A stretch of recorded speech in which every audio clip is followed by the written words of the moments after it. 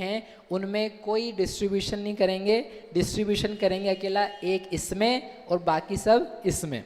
तो ये होगा आपका लास्ट अपकर्षण।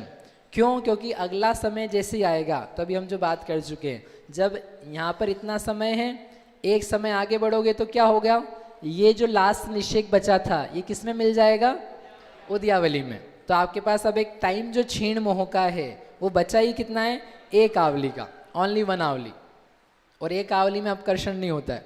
तो यही लॉजिक है यहाँ पर, जो आगे भी बताएंगे कि 12वें गुणस्थान में या जिन जिन कर्मों का जहाँ जहाँ सत्व नष्ट होता है स्वमुख से, उनका जो अपकर्षण है वो अपकर्षण होगा एक समय एक आवली शेष रहने तक, और उसके बाद में उनका अपकर्षण पॉसिबल नहीं है। समझ में आया कि नहीं आया? अरे आया कि नहीं आया? अपकर्षण की दशाएं यहाँ तक, यानी ज्ञानावरण में आपके हमारे अपकर्षण पाए जाते हैं। जब 12वें गुणस्थान में पाए जाते हैं तो बाकी जो जीव हैं उनमें तो अपकर्षण चलते ही रहते हैं।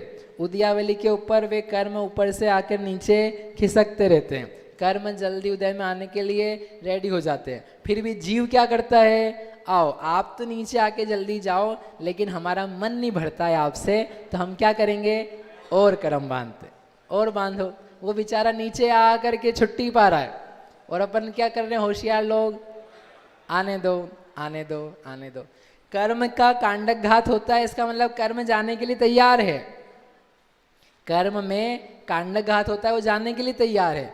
कर्म का निधत्ति निकाचितपना नष्ट हो जाता है, मतलब जाने के लिए तैयार है। लेकिन जीव अजीब सा हो जाता है, आप कैसे जा रहे हो, आप तो रुको, आप चिपके रहो, हम निधत्ति और बांध लेते हैं, निकाचित और बांध लेते हैं। वो जाने के लिए रेडी रहता है और हम उसको बुलाने के लिए रेडी रहते हैं। ऐसी दशा बनी रहेगी तो संसार का अभाव नहीं होगा। और जब कर्म से विरक्ति आ जाए, कर्म से छूटने का भाव आ जाए, मुक्ति का भाव आ जाए, तो उसका मुक्ति होना निश्चित हो जाता है। बंधेसु जो विरज्जयी सो कम विमोक्षणम कुणदी, समय सारजी में दिया मोक्ष अधिकार में, कि जो बंधों में विरक्त हो जाता है, बंधेसु जो विरज्जयी, जो बंध में विरक्त होता है, अपकर्षण में विरक्त होता है, निधत्ति निकाचित में विरक्त होता है, पुण्य पाप में विरक्त होता है, उसका क्या होता है, कम विमोक्षणम कुणदी, उसके कर्म का विमोक्ष हो जाता, कर्म छूट जाता है उससे। आप बुलाना चाहोगे तो क्या होगा, आता जाएगा आता जाएगा। हम तो कुछ नहीं चाहते हैं, चाहते नहीं, लेकिन काम तो वैसे ही करते हैं, काम तो वैसे ही करते कर्म के। तो ऐसे चलता रहता है, ऐसे ये अपकर्षण की दशा है। समझ में आया आपको? यही चीज़ हर जगह चलेगी। जब जब ये बोलेंगे कि एक आवली एक समय शेष रहने तक अपकर्षण होता है, तो उसकी प्रोसेस ये है। अंतिम कांडक की अंतिम फाली तक ये शब्द भी यूज़ करेंगे। हमने वही बताया आपको, अंतिम कांडक की अंतिम फाली के पतन होने तक अपकर्षण होता है, उसके बाद में अपकर्षण नहीं होता है।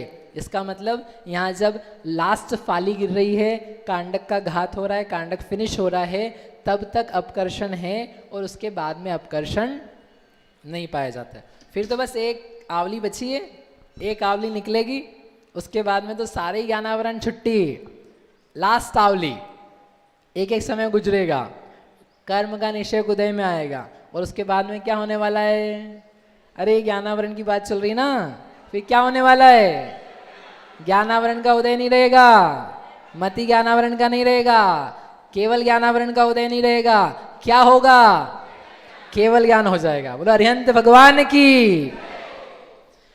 तो ये इधर का बताया।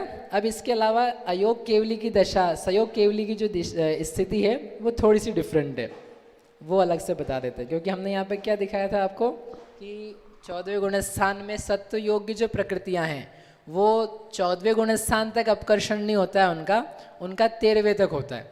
तो यद्यपि उनके कांडक घात वाली कोई बात नहीं है, वहाँ अंतिम समय तक नहीं हो पा रहा है, एक आवली से अधिक समय शेष है, फिर भी वहीं तक उनका अपकर्षण होता है, 14वें में अपकर्षण नहीं होता है। ये बताने के लिए एक चित्र है। बताना ये है कि अयोग केवली में अपकर्षण नहीं होता है, अयोग केवली में अपकर्षण के दशाएं नहीं हैं, उसके पहले ही अपकर्षण फिनिश हो जाता है। ठीक है, तो ये सयोग केवली का टाइम है और ये अयोग केवली का टाइम है। टाइम यहाँ पर बताया, लेकिन ये कर्म के निषेक है। ओके, उद्यावली है सयोग केवली में भी, उद्यावली के ऊपर भी टाइम रहता है, क्योंकि सयोग केवली का समय तो अंतर मुहूर्त से लेकर के 8 वर्ष कुछ कम 1 कोटि पूर्व तक हो सकता है। तो उद्यावली छोटी सी होती है। उद्यावली के अलावा भी ऊपर निषेक पाए जाते हैं। और अयोग केवली का जो समय है वो तो अपने जीवन का लास्ट अंतर मुहूर्त मात्र है। रिमेनिंग टाइम किस में रहते हैं? 13वें गुण स्थान में। कौन? केवली भगवान, राइट। तो ये उद्यावली है। उद्यावली में से क्या होता जा रहा है? अयोग केवली या जो भी सत्ता में स्थित द्रव्य है उनका अपकर्षण होता है। अपकर्षण होकर के नीचे के समयों में दिया जाता है। उदीर्णा भी होती रहती है तो वो उद्यावली में भी दे दिया जाता है। ऐसा कर करके समय निकला। समय निकल करके अब आई सयोग केवली की अंतिम उद्यावली। ये अयोग केवली का टाइम है ना यहाँ से, हाँ। तो सयोग केवली की क्या है? अंतिम उद्यावली है। उसके ऊपर किसका समय बचा है? अयोग केवली का। और सत्ता में कर्म ढेर सारे हैं। तो जो कर्म हैं अयोग केवली के समय के, भविष्य के, उनका अपकर्षण होता है। अपकर्षण होकर के इन्हीं निषेकों से, इन्हीं निषेकों में द्रव्य डिस्ट्रीब्यूट होता है। फिर आगे जाओ तो यहाँ पर सयोग केवली का अंतिम समय आया। कुछ समय अयोग केवली के उद्यावली में चले गए, क्योंकि उद्यावली तो आगे आगे खिसकती रहती है। उद्यावली जो है वो आगे आगे शिफ्ट होती रहती है। तो ये मनुष्य गति की एग्जाम्पल है। मनुष्य गति का उदय चल रहा है, सयोग केवली का अंतिम समय है, यहाँ से लेकर के यहाँ तक उद्यावली का टाइम है। जो अयोग केवली के बाकी के समय हैं वहाँ से द्रव्य नीचे अपकर्षित हो करके अयोग केवली के ही निषेकों में जाता रहता है। गुणस्थान कौन सा चल रहा है? गुणस्थान कौन सा चल रहा है? 13वां। और अपकर्षण जो हो रहा है वो भविष्य के निषेकों में हो रहा है। जैसे ही 13वां गुणस्थान समाप्त होगा अपकर्षण बंद हो जाता है, क्योंकि 14वें गुणस्थान में अपकर्षण की दशाएं नहीं पाई जाती। यद्यपि अयोग केवली के पास बहुत सारा ऊपर निषेक है जिनमें अपकर्षण पॉसिबल है, टेक्निकली उनमें हो सकता है। अकेली उद्यावली नहीं बची है, लेकिन फिर भी वहाँ पर अपकर्षण नहीं पाया जाता है। क्यों नहीं पाया जाता है? क्योंकि ऐसा नियम है। क्यों नहीं पाया जाता है? क्योंकि भगवान अयोग केवली कृत्य हो चुके हैं। अब कोई एक्स्ट्रा काम नहीं करना है। 2 ही काम बचते हैं कर्म के वहाँ पर, उदय और सत्व। अब जो सत्ता बची हुई है लेट इट गो, उसको आने दो। आ करके फलीभूत होकर के नष्ट हो जाएगी। अब फर्दर कर्म का अपकर्षण, उत्कर्षण, संक्रमण, ये जितने कारण थे वो कुछ भी नहीं पाए जाएंगे। केवल 2 ही दशाएं पाई जाती है, सत्ता और उदय। और उदय आकर के खत्म होने वाला है। तो ये जो अयोग केवली है वो पूर्ण रूप से अपकर्षण से रहित हैं। कर्म की उद्यावली है, यहाँ एक एक निषेक खिरता जाएगा, एक एक निषेक उद्यावली में मिलता जाएगा। जाते जाते अंतर मुहूर्त में पूरा अयोग केवली का समय पूरा हो जाएगा। पूरा हो जाने के बाद में क्या होगा? अयोग केवली का समय पूरा होने के बाद क्या होगा? सिद्ध बन जाएंगे। सिद्ध भगवान की। सिद्ध बन जाए तो कितना इजी काम है। कितनी जल्दी अपन अरिहंत बन जाते हैं, कितनी जल्दी सिद्ध बन जाते हैं, सब कर्म चले जाते हैं। ये इस बात का विश्वास दिलाने के लिए है कि कर्म से भयभीत होने की जरूरत नहीं है। सब कर्म जाते हैं, सब कर्मों का नाश होता है, सब कर्म छूट जाते हैं। ये सपने नहीं दिखाए जा रहे हैं, ये विश्वास है। जैसे कोई व्यक्ति को नौकरी मिलती हुई दिखती है, अरे इसको भी नौकरी मिल गई, इसको ही मिल गई, तो क्या होगा? हमको ही मिल सकती है। तो दूसरों को देख देख करके विश्वास जागृत होता है। ये कर्म के इतने प्रगाढ़ संबंध हैं, पढ़ पढ़ के ऐसा लगता है कि कर्म से लोग बहुत हैरान रहते हैं। बहुत कर्म है, बहुत कर्म है, बहुत कर्म है। अनादि संबंध है, अनादि काल का संबंध है। लेकिन अनादि काल का संबंध भी अंतर मुहूर्त में मिट जाता है। केवल एक अंतर मुहूर्त लगता है, ओनली एक अंतर मुहूर्त। एक अंत मुहूर्त में सब कर्म नष्ट होते हैं, सारा सत्व नष्ट होता है, सारे परमाणु जाते हैं। बताओ बढ़िया है कि नहीं है? शक्ति किसकी ज्यादा? कर्म की कि जीव की? जो तेज हो जाए उसकी शक्ति। आप ढीला महसूस करो तो कर्म की शक्ति ज्यादा, और आप अपनी शक्ति महसूस करो तो आपकी शक्ति ज्यादा। It depends on you. आप क्या फील करना चाहते हो, आप क्या मानना चाहते हो, आप किस प्रकार की दशा को स्वीकारना चाहते हो। आप अपने शक्ति को हीन मानो तो आप गिरो, और बढ़िया मानो तो उठो। कितना अच्छा काम है, कितनी पॉजिटिविटी है। तो ऐसे करके ये मनुष्य गति आदि जो कर्म रहते हैं अयोग केवली गुणस्थान में, उनका अपकर्षण बताया।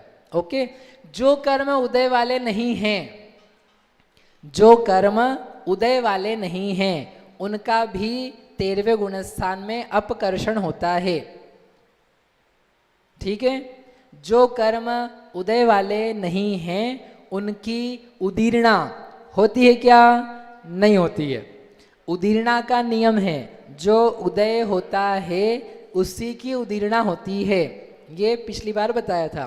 तो जिन कर्मों का उदय नहीं चल रहा है 13वें गुणस्थान में या कहीं पर भी, उनकी उदीर्णा पॉसिबल नहीं है, लेकिन उनका अपकर्षण पॉसिबल है, क्योंकि अपकर्षण के लिए उदय की जरूरत नहीं है।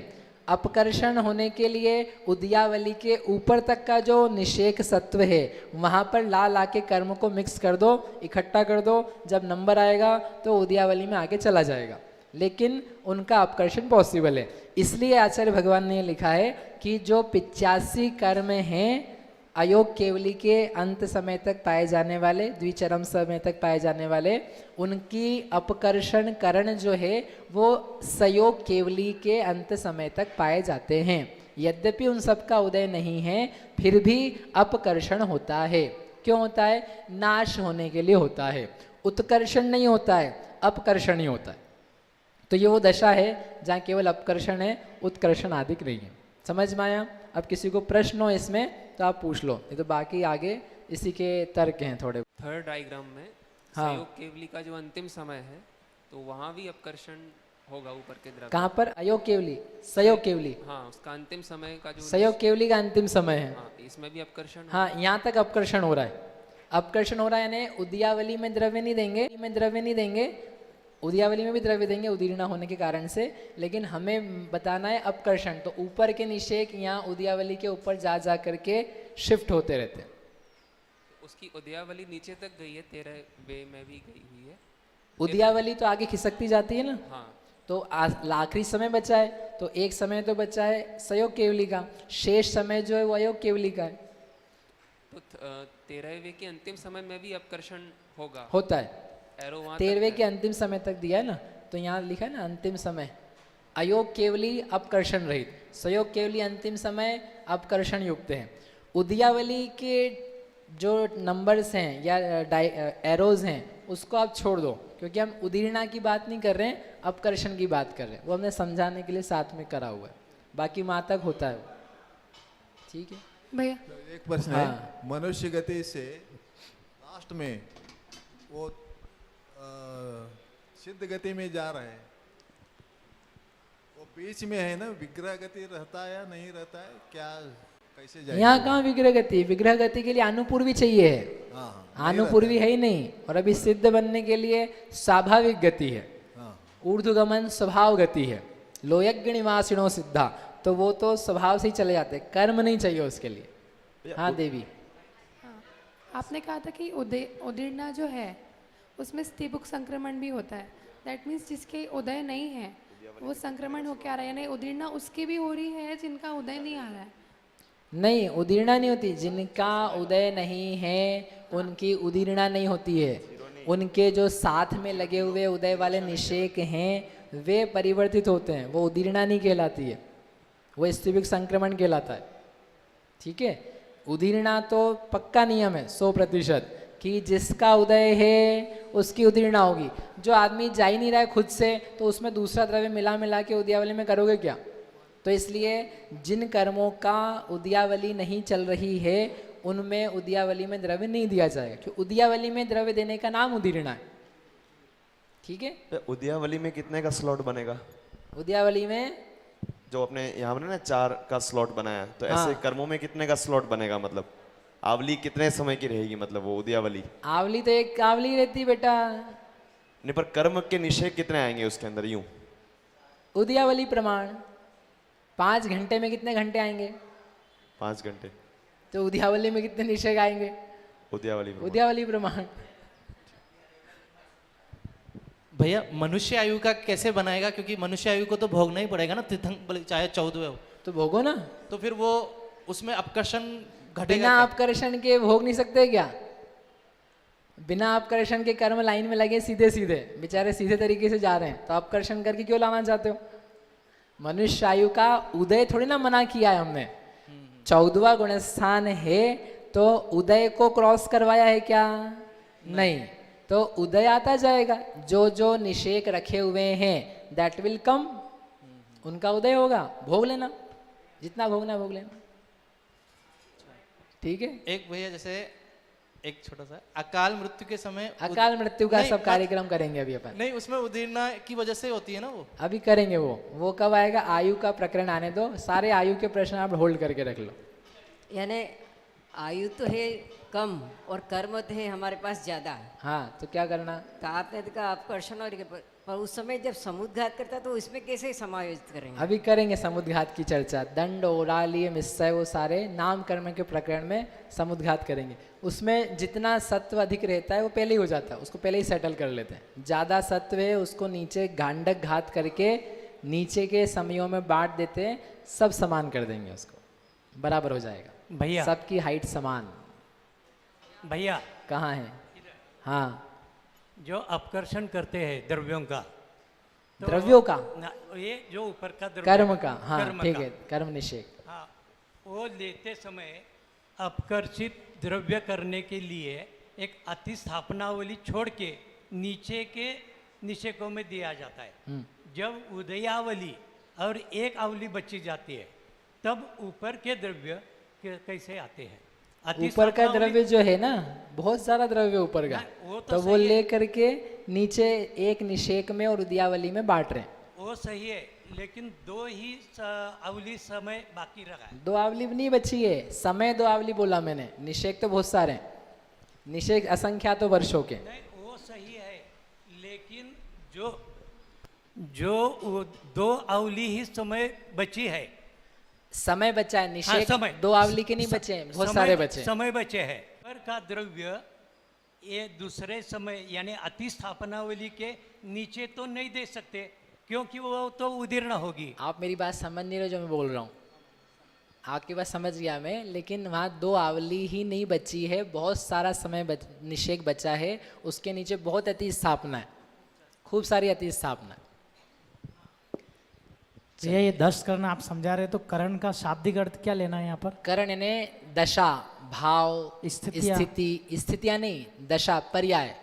करण यानी पर्याय, अवस्थाएं। शुरू में दिया था 10 करण के, वहाँ पे आपकी बुक में देखो, वहाँ 10 करण की डेफिनेशन के वहाँ लिखा है कि जो कर्म की स्थितियाँ हैं वो ही करण कहलाती है।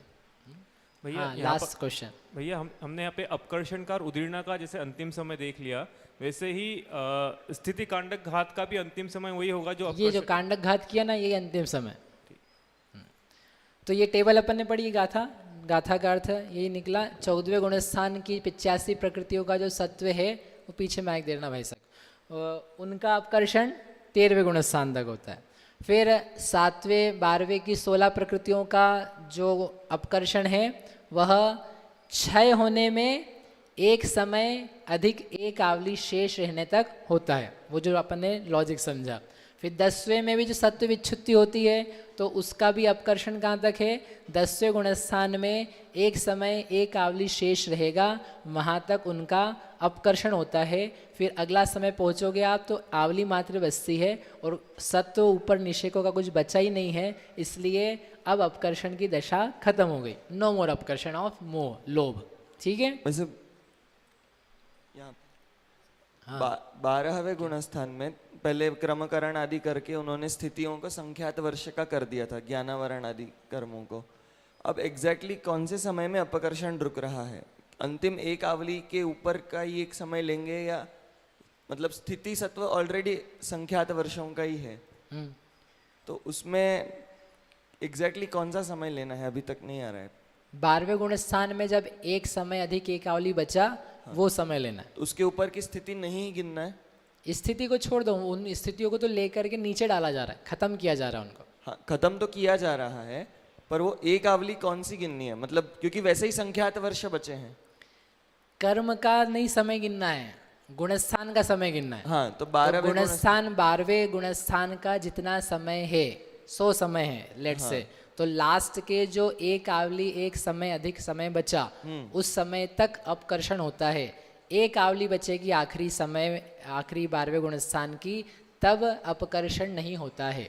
ये समय लेना है। हाँ, तो अब एक आवली का काल बचा है, निषेक बहुत है। निषेक खत्म कर दी उसके साथ, लास्ट कांडक गिराना, उसके साथ निषेक भी खत्म ठीक कर है, दी। तो वो अंतिम अपकर्षित द्रव्य के साथ ही अंतिम स्थिति कांडक घात भी हो गया, तो वो एक आवली ही रह गई। ठीक है, ठीक है। तो ये जो गाथा में कहा था वो अपन ने कर लिया। अब थोड़े से कर्म बचे हैं। कितने कर्म को सेटल कर दिया? 148 में से 85 कर दिए, 16 कर दिए, और ये एक कर्म और कर दिया, 17 कर दिया। थोड़े से अब कर्म बचे हैं, उन कर्मों को और बताते हैं। 446 1 मिनट। ये जो अपकर्षण वगैरह होते हैं, आत्मा में अनंत गुण है। हाँ, ये कौन से गुण का कार्य है जो इस प्रकार का वर्तन होता है? क्या अपकर्षण करने का? कोई भी गुण, अगर आत्मा में ज्ञान, दर्शन, चारित्र, वीर्य, तो कौन से गुण के अनंत गुण है? अनंत गुण में तो कई गुण तो शुद्ध ही है, परमानेंटली शुद्ध है। अब ये कौन से गुण का पर्टिकुलर कार्य है जो ये सब कार्य करवाता है आत्मा? जो कर्म बंध के कारण है, उन्हीं कर्म के बंध के कारणों से, कर्म के उदय के कारणों से ये सारे अपकर्षण आदि होते रहते हैं। कोई एक गुण स्पेसिफिक हो जिसके कारण से होता हो, कि भाई ऐसा नहीं दिया, जो जो आपके परिणामों की विशुद्धियां हैं उनके निमित्त से वो सब अपकर्षण आदि होते रहते हैं। बिना विशुद्धि के संक्लेश भी होता है तो भी अपकर्षण होता है, क्योंकि कर्म बंधता है तो उसके साथ में अलग अलग दशाएं होती तो चलते ही रहता है वो। तो कोई एक स्पेसिफिक गुण का काम नहीं बता सकते हम उसे। वीर्य गुण का क्या कार्य है फिर? वीर्य गुण का शक्ति रूप कार्य। आप वीर्य में मत रहो, हीन वीर्य में रहो तो भी अपकर्षण होता है, तो भी अपकर्षित दशाएं पाई जाती है। एक इंद्रिय को अपकर्षण पाया जाता है, 2 इंद्रियों को पाया जाता है, विग्रह गति में पाया जाता है, लब्धि पर्याप्तक को पाया जाता है। वीर्य गुण की पर्याय को पुरुषार्थ कहा है। हाँ, तो पुरुषार्थ के बिना तो कार्य हो नहीं रहा है। तो कर्म में थोड़ी ना पुरुषार्थ करते पुरुषार्थ अपने में करते। आत्मा की बात चल रही है, कर्म तो आत्मा ही नाश करेगा ना, कर्म तो बंद गए। उसके लिए विशुद्धि करनी है। ये तो क्या है, बिना विशुद्धि के भी अपकर्षण होता है, हम तो ये कह रहे हैं। अच्छा, एक इंद्रिय को बोल रहे हैं ना अपकर्षण, एक इंद्रिय को भी अपकर्षण होता है, वीर्य गुण तो वहां अपर्याप्तक होता है। तो एक कोई स्पेसिफिक गुण नहीं है, आत्मा की समग्र दशा है।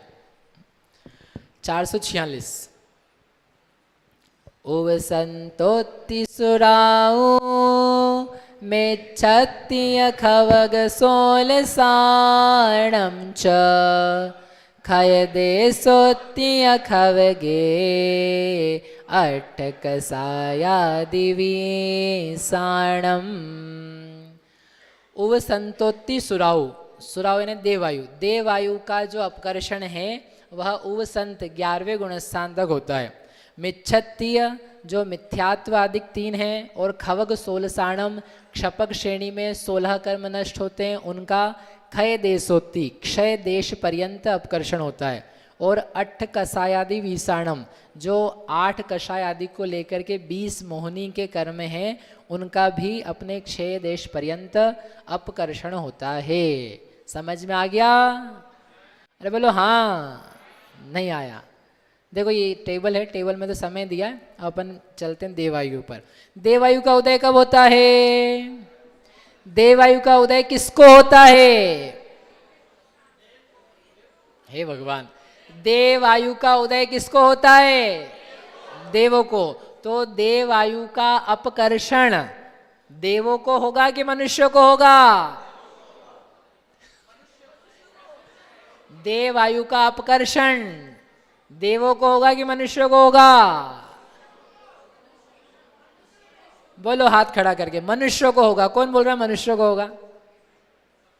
1-2 लोग हिम्मत कर रहे हैं बेचारे।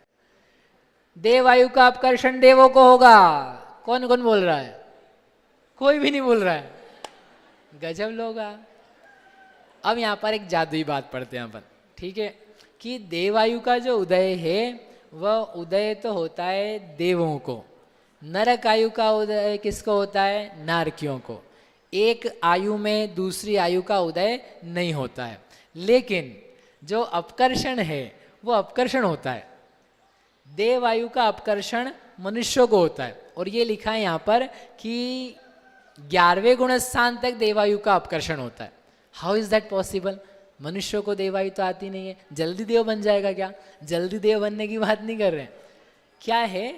उदीर्णा की बात नहीं समझा रहे आपको, अपकर्षण की बात समझा रहे हैं। तो अपकर्षण के लिए इतना करना पड़ता है, ऊपर के पार्टिकल्स ला करके नीचे मिलाने। तो जो देवायु भी सत्ता में है, बांधी हुई है, उसको ला करके थोड़ा नीचे कर दो। घटाना नहीं है, मिटाना नहीं है, आयु कम नहीं करनी है, नहीं तो अभी फट से आयु कम करवा दोगे आप। आयु जैसी है वैसी रहने दो, लेकिन उसके पार्टिकल्स ऊपर के नीचे हो जाते हैं, उसका नाम है अपकर्षण, देवायु का अपकर्षण। दो शब्द हैं यहाँ पर, बुद्धिमान और बद्धमान। और बद्धमान यहाँ लिखा भी, देवायु का अपकर्षण मनुष्यों में कैसे हो सकता है? ऊपर स्थित निषेकों का नीचे की स्थिति में अपकर्षण पॉसिबल है। वे निषेक वर्तमान मनुष्य आयु में नहीं मिल जाते, परंतु देवायु के ही निषेकों में उनका अपकर्षण हो सकता है, हो जाता है। तो ये कोई जीव है, उसकी वर्तमान मनुष्य आयु है, और जो अगली आयु होती है, बांधी जाती है, बद्धमान कहलाती है, उसका पहला निषेक कहाँ पर जाएगा? इस अंतिम आयु के, वर्तमान आयु के अंतिम निषेक के ऊपर। मिक्स नहीं हो सकते, ये दो आयु पैरेलल नहीं चल सकती है, कभी भी नहीं चल सकती, इम्पॉसिबल। नहीं तो उदय कैसे आएगा उसका?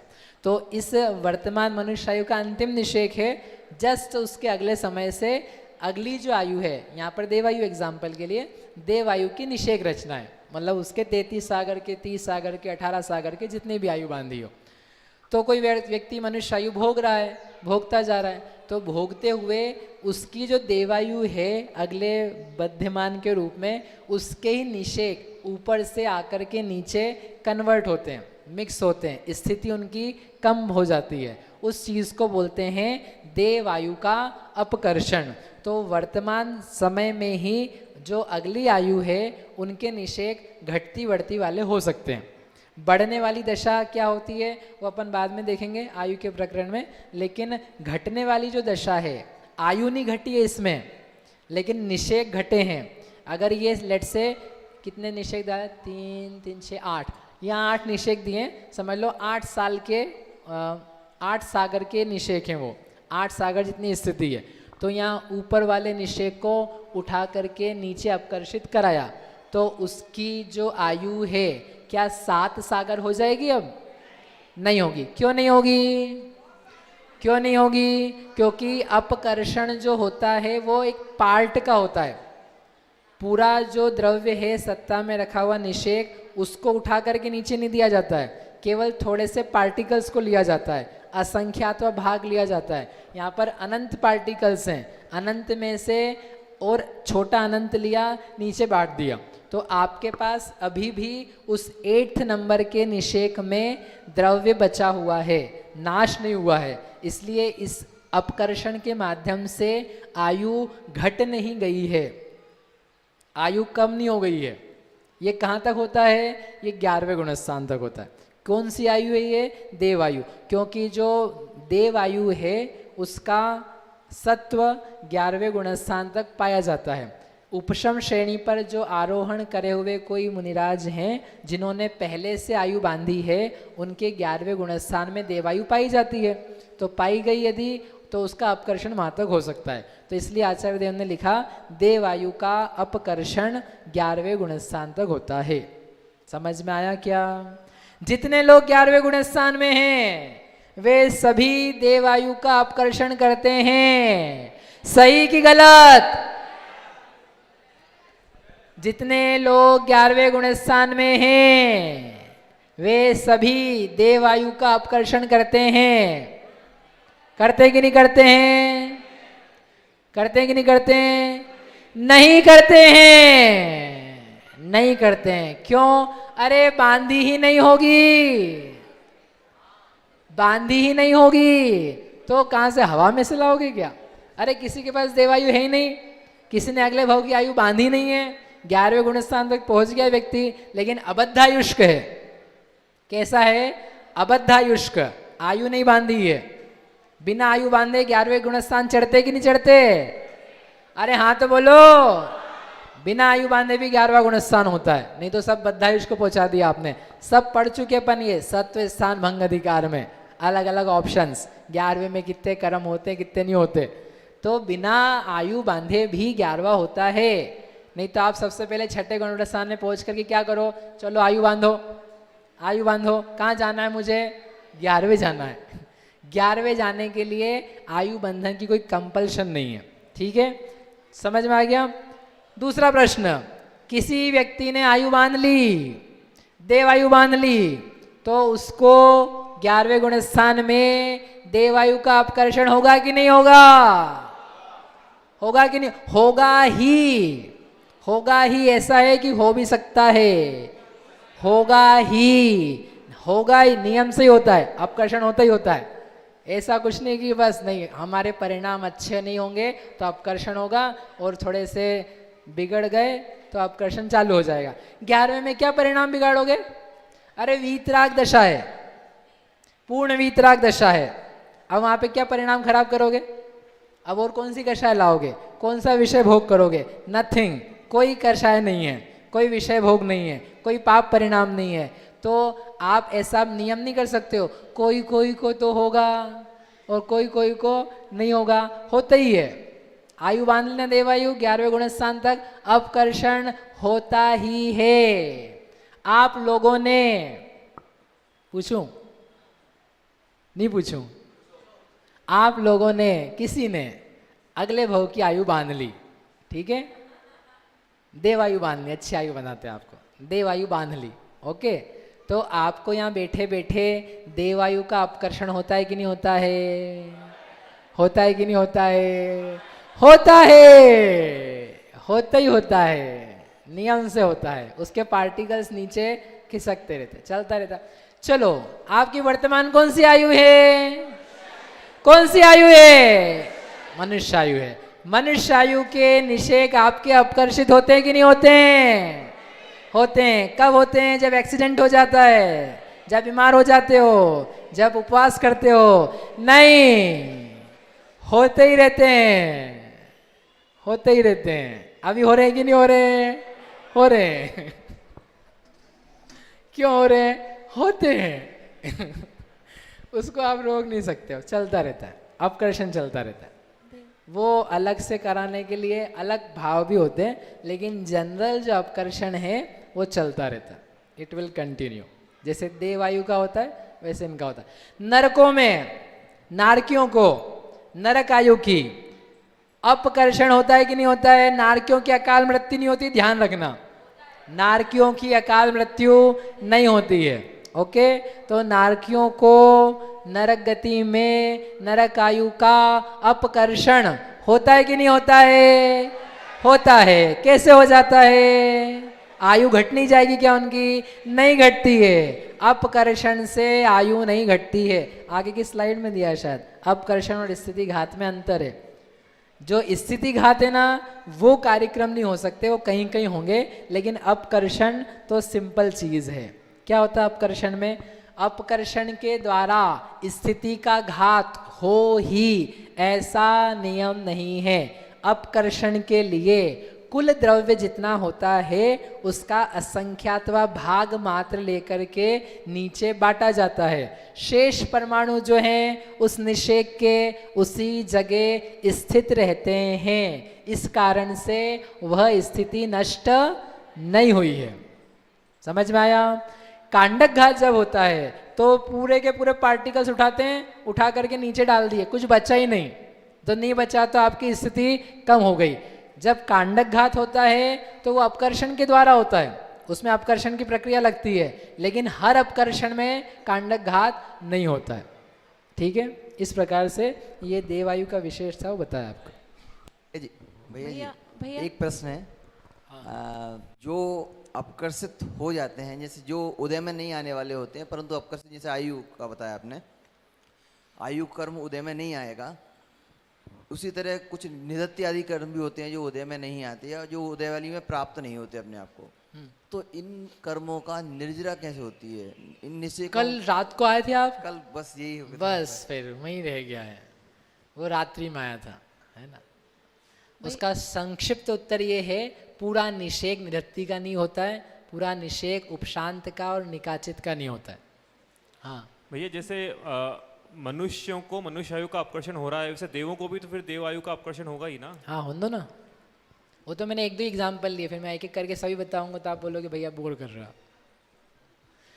दो प्रकार की अपकर्षण सीमा, ये जो 6 देश एक वर्ड आया था ना, वो बताने के लिए स्लाइड बनी हुई है 2, इसको अपन बाँच लेते हैं।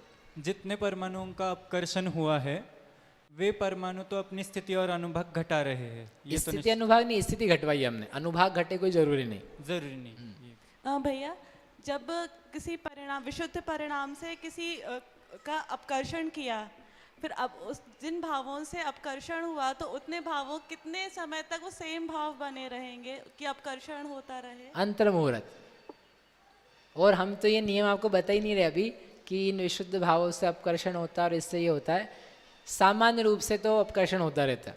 विशेष दशाएं बनती है जब श्रेणी आरोहण होता है, करण के परिणाम होते हैं, तो वहाँ पर विशेष रूप से अपकर्षण, उदीर्णा, गुण श्रेणी निर्जरा पाई जाती है। तो वहाँ विशुद्धि के वश अपकर्षित द्रव्य की मात्रा बढ़ती है। जैसे जैसे विशुद्धि बढ़ती है वैसे वैसे अपकर्षण की मात्रा बढ़ती है। जैसे जैसे गुणस्थान आरोहण होते हैं, गुण श्रेणी निर्जरा का द्रव्य बढ़ता जाता है, अपकर्षण की मात्रा बढ़ती जाती है। संक्लेश रहेगा, अपकर्षण की मात्रा घट जाएगी। अपकर्षण तो होगा लेकिन जो द्रव्य लिया जा रहा है वो घटता जाता है। तो यदि विशुद्धि है तो वो विशुद्धि के कारण द्रव्य ज़्यादा नीचे आता है, स्थिति ज़्यादा कम होती है। कब तक होता है? अंतर्मुहूर्त। विशुद्धता कितनी देर तक रहती है? अंतर्मुहूर्त के लिए। उसके बाद क्या होगा? विशुद्धि में हानि होगी। या तो आप पूरा ही क्रॉस कर दो, पूरी छलांग लगाओ, छपक श्रेणी आरोहण करके अब हम पीछे नहीं आएंगे, और नहीं तो अंतर्मुहूर्त बाद में नियम से विशुद्धि की हानि तो होनी है। भैया, कुछ समय के बाद ऐसा हो सकता है कि यहाँ चल रहा विशुद्धि का अपकर्षण और हाल ही हाल अपकर्षण होते समय संक्लेश परिणाम हो जाए। हाँ हो सकते हैं ना। मर गए 11वें गुण स्थान में व्यक्ति पहुंच रहा था, रास्ते में मर गया, तो चौथे गुण स्थान में चेंज हो जाता है, कन्वर्जन हो जाता है, सारी विशुद्धियाँ खत्म हो जाती, उसके लायक चौथे के लायक ही विशुद्धि बचती, तो हो सकता है तत्काल बंद हो जाती। सत्व विच्छुद्धि मतलब कर्म का सत्ता में नहीं होना, कर्म का सत्व से नाश हो जाना, सत्व से नाश हो जाना, इसका क्या तात्पर्य? दिन में आए थे कि नहीं कल आप? हाँ, विच्छुद्धि यानी क्या? नष्ट होना। कर्म सत्ता से चले गए, उनका सारा का सारा द्रव्य उदय में आ गया, खिर गया, अब वो पार्टिकल आपके साथ में एसोसिएटेड नहीं है, जुड़ा हुआ नहीं है, वो उस कर्म का सत्वनाश है। देवायु का सत्व विच्छुद्धि 7वें में हो गई। सत्व विच्छुद्धि 7वें में कहाँ होगी? किसने बोला? यहाँ लिखा है नहीं, वो छपक श्रेणी की अपेक्षा से लिखा है। अच्छा, इस कारण से वही मैं कहा जब सत्व विच्छुद्धि छपक श्रेणी के लिए लिखा है। चलो बाँच लें अपन, समझ में आ गया? आप लोगों को मजा आ रहा है कि नहीं आ रहा है? आपको याद है ना नियम क्या है? भूल गया मैं कल बताना आपको कि ये बहुत सारी बातें हैं। कोई लोग सोच रहे होंगे पता नहीं कहाँ चल रहा है, क्या है। एक माता जी कल आई, बोले हमारे कुछ भी समझ में नहीं आ रहा है, कुछ भी बिल्कुल ही समझ में नहीं आ रहा। बोले क्या करें हम? वो सारिका, मैंने तो बात करी नहीं, सारिका घर जाके बोली, बोले एक माता जी थी, वो आई थी, वो बोल रही थी कुछ ही समझ में नहीं आ रहा है, कुछ ही नहीं आ रहा है। तो मेरे मौन था, तो मैंने क्या, देखो सुनो और बस बैठो। फिर बाद में बोलना ही पड़ा, उसको भी समझ में नहीं आया। कुछ नहीं समझ में आएगा, उनको बोलो कोई चिंता नहीं करें, समझने की कोई टेंशन नहीं है, बिल्कुल समझ में नहीं आएगा। हाँ आएगा ही नहीं समझ में, मैं तो बोल ही नहीं रहा हूँ कि समझ में आएगा माता जी आपको। आप तो बैठ जाओ शांति से और सुन लो कि क्या चल रहा है। कुछ चीज़ें होती है, ठीक है, कुछ कर्म के नियम होते हैं, कुछ द्रव्य की सीमाएं होती है, कर्म का नाश होता है, नाश होकर के कुछ कुछ आगे बढ़ा जाता है। ज़्यादा कुछ समझ में नहीं आए तो बीच में महावीर भगवान की जय बुलाएंगे, वो तो समझ में आएगा ना, तो आप जय बोल लियो। सिद्ध भगवान की जय बोलेंगे, आप जय बोल लेना, बोले सिद्ध भगवान की, बस आपको इतना मजा आ जाएगा। और उसके अलावा आपको ये देखना है कि कुछ चल रहा है, कुछ कर्म कई दशाएं, कुछ आत्मा के परिणाम होते हैं। अरे बहुत समय है समझने के लिए, समय जो है ना काफ़ी सारा है। अभी आपके पास वर्तमान जितनी क्षमता है उसमें आप शुद्ध संवेग को उत्पन्न करो, शुद्ध के प्रति भक्ति प्राप्त करो, और जिसकी बुद्धि है लगाने की, समझने की, उपयोग लगाने की, याद करने की, वो सब लोग उसको याद करो। हम अपनी तरफ से प्रयास कर रहे, आप अपनी तरफ से प्रयास करो, और नहीं समझ में आए कोई टेंशन नहीं है, बैठो आप तो आराम से, और सो मत जाना हो, बैठने की बोली, सोने की नहीं बोली है। आप बैठोगे ना आपके कर्म घटेंगे 100%।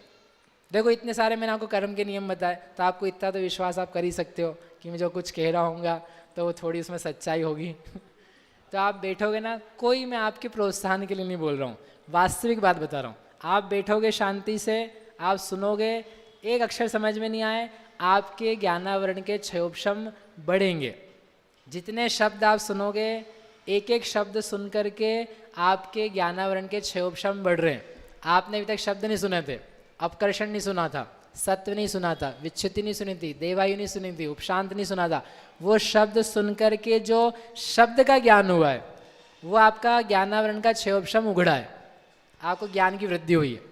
हो ही नहीं सकता, मान नहीं सकता मैं कि आप बैठो और आपको ज्ञानावरण कर्म का क्षयोपशम नहीं चेंज हो जाए। बढ़ेगा नहीं कर्म का उदय, घटेगा कर्म का उदय।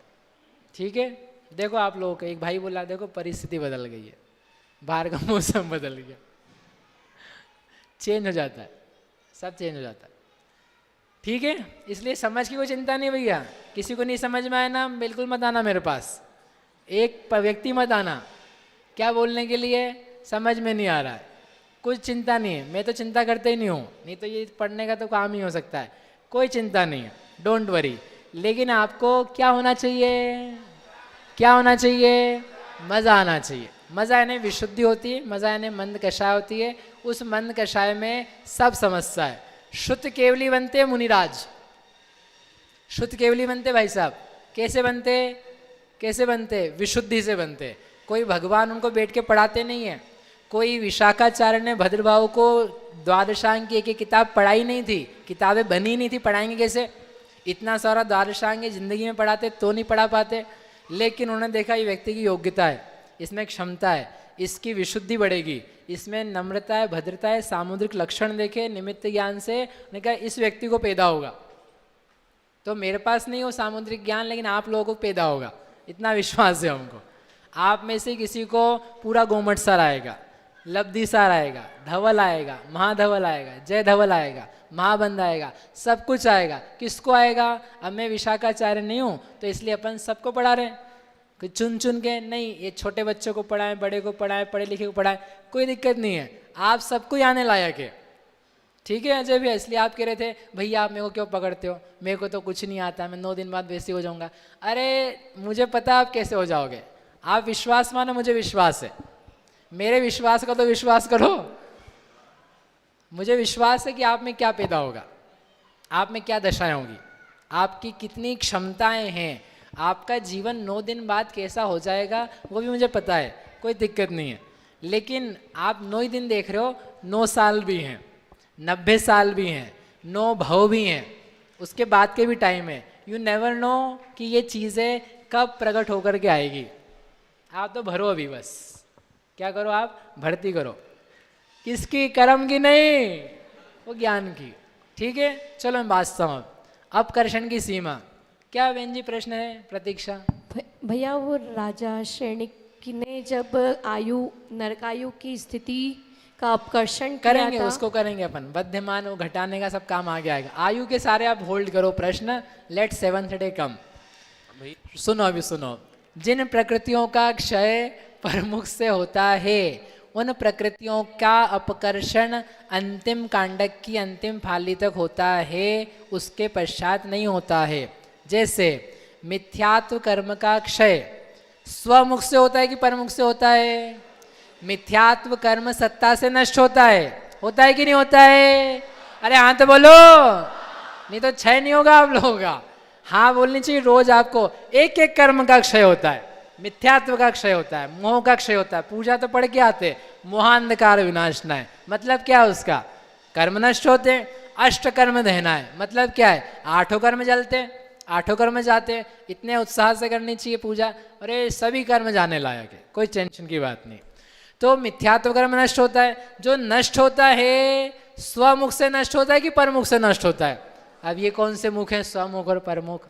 स्वमुख यानी उसका उदय आता है, उदय आकर के खत्म होता है, अपने उदय में ही खत्म होता है, तो उसको बोलते हैं स्वमुख से नष्ट होना।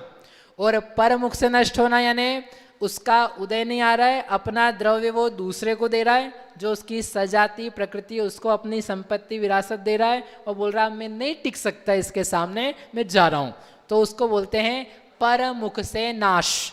जैसे लोभ है, लोभ का नाश होता है 10वें गुण स्थान में, तो कैसा होता है, स्वमुख से उसका खुद का उदय आता है, खुद के उदय को प्राप्त करके वो सारे कर्म के पार्टिकल्स नष्ट होते हैं, दूसरे से दूसरे में उदय में आके नष्ट नहीं होता है, उसको बोलते हैं स्वमुख से नाश।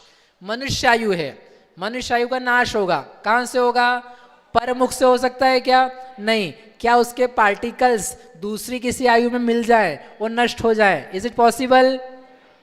नहीं, अपने ही उदय से नष्ट होगा वो, उसको बोलते हैं स्वमुख से नाश होने वाली प्रकृति।